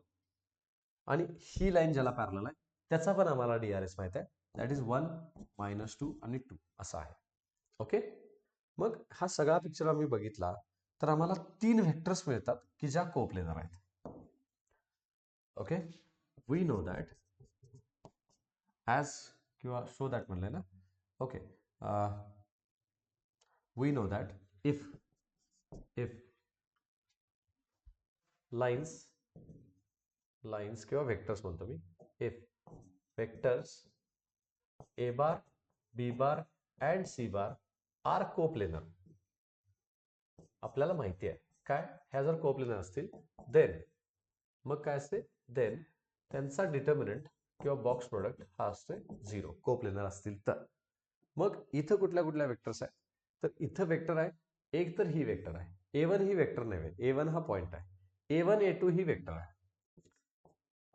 A1 A2 that is A1 A2 if म्हणतो मी, A1 A2 कॉमा ही वेक्टर आहे, याचं नाव आहे B1 बार अँड B2 बार ही पण वेक्टर आहे, याचं नाव आहे आपलं B2 bar. Are coplanar then ह्या कोप्लेनर असतील तर काय असणार आहे, बॉक्स प्रोडक्ट मध्ये A1 A2 त्यानंतर B1 आणि B2 यांचा बॉक्स प्रोडक्ट असणार आहे 0. ओके, सो A1 A2 काढून बघा. A1 A2 काढलात, ओके. मग A1 A2 काढलात तर B1 घ्या, B2 घ्या. डिटर्मिनंट मध्ये कसं लिहायचं तुम्हाला माहिती आहे. ओके, हे काम तुमच्यासाठी मी ठेवतो. हाला 1 -2 2, तो येणार आहे 2 -2 1, आणि हा A1 A2 म्हणजे 4 मधून 1 गेला 3, -3 मधून 1 गेला -4 आणि 2 मधून -1 गेला 3. यांचा डिटर्मिनंट काढून बघा, याचा आन्सर 0 यायला पाहिजे, कारण ते कोप्लेनर दिले. आलं नाही तर आणाच, कोप्लेनर शो करायचं, शो दॅट म्हणले. ओके, हा संपला कोप्लेनरचा विषय. सेक्शन डी मध्ये पडला क्वेश्चन पडला. पुढे काय म्हणलंय, find the equation of the plane determined by them. So यांचं प्लेन कुठलं आहे, यांचं प्लेन म्हणजे ह्या लाईन्स कोप्लेनर असतील तर यांच्यातनं एकच प्लेन पास होणार ना. मग कसं काढायचं, प्लेनच्या इक्वेशनला आपल्याला काय लागतंय, प्लेनच्या इक्वेशनला आपल्याला एक पॉईंट लागतोय. You can choose any point, 2 points आहेत आपल्याकडे A1 A2. You can go with A1. So आपला A बार आला हा पॉईंट. ओके, आणि आपल्याला परपॅन्डिक्युलर वेक्टर लागते. परपॅन्डिक्युलर वेक्टर म्हणजे नॉर्मल काय येणार, नॉर्मल येणार दोघांना परपॅन्डिक्युलर हो, म्हणजे B1 क्रॉस B2 प्लेनवरच्या 2 वेक्टर्स आहेत ना, त्यांचा परपॅन्डिक्युलर काढला की तो झाला प्लेनचा परपॅन्डिक्युलर, म्हणजे नॉर्मल येणार B1 क्रॉस B2. हे असले क्वेश्चन्स आपण आधी सॉल्व्ह केलेत. ओके ना, पॉईंट आणि दोघांना पॅरलल असणार आहे. Okay, so this is all about line and plane. असा हा चॅप्टर आहे. MCQच्या वेळी आपण बघूया याचे MCQ तर एकदम बोनस आहेत, एकदम लगेच बघून पटपट क्वेश्चन सुटण्यासारखे आहेत. प्रोव्हाइडेड जरा फॉर्म्युला लक्षात असायला पाहिजे. बोर्डसाठी फॉर्म्युले पाठ करा. लाईनचे इक्वेशन्स, प्लेनचे इक्वेशन्स, लाईनचे डिस्टन्स, लाईन प्लेनचे डिस्टन्सेस आणि अँगल्स, एवढाच हा छोटा आहे. सगळे तुम्ही पॉईंट्स लिहून काढलात तर साधारणतः 18 पॉईंट्स होतात. 18 पॉईंटचा हा टॉपिक आहे, पण तुम्हाला मार्क्स पण चांगले भरपूर देणार. सेक्शन सी मधले 2 क्वेश्चन्स म्हणजे 6 मार्क्स, MCQ आणि सेक्शन बी मधला, सो 6 आणि 4 10 मार्क्स देणार आहे चॅप्टर बोर्डसाठी. ओके, येस, ठीक आहे. आय होप व्यवस्थित चालू आहे तुमचा अभ्यास. बाकी रिलेटेड टॉपिक्स जे आहेत ते पण आपण तुम्हाला प्रोव्हाइड करूयात. Okay, all right.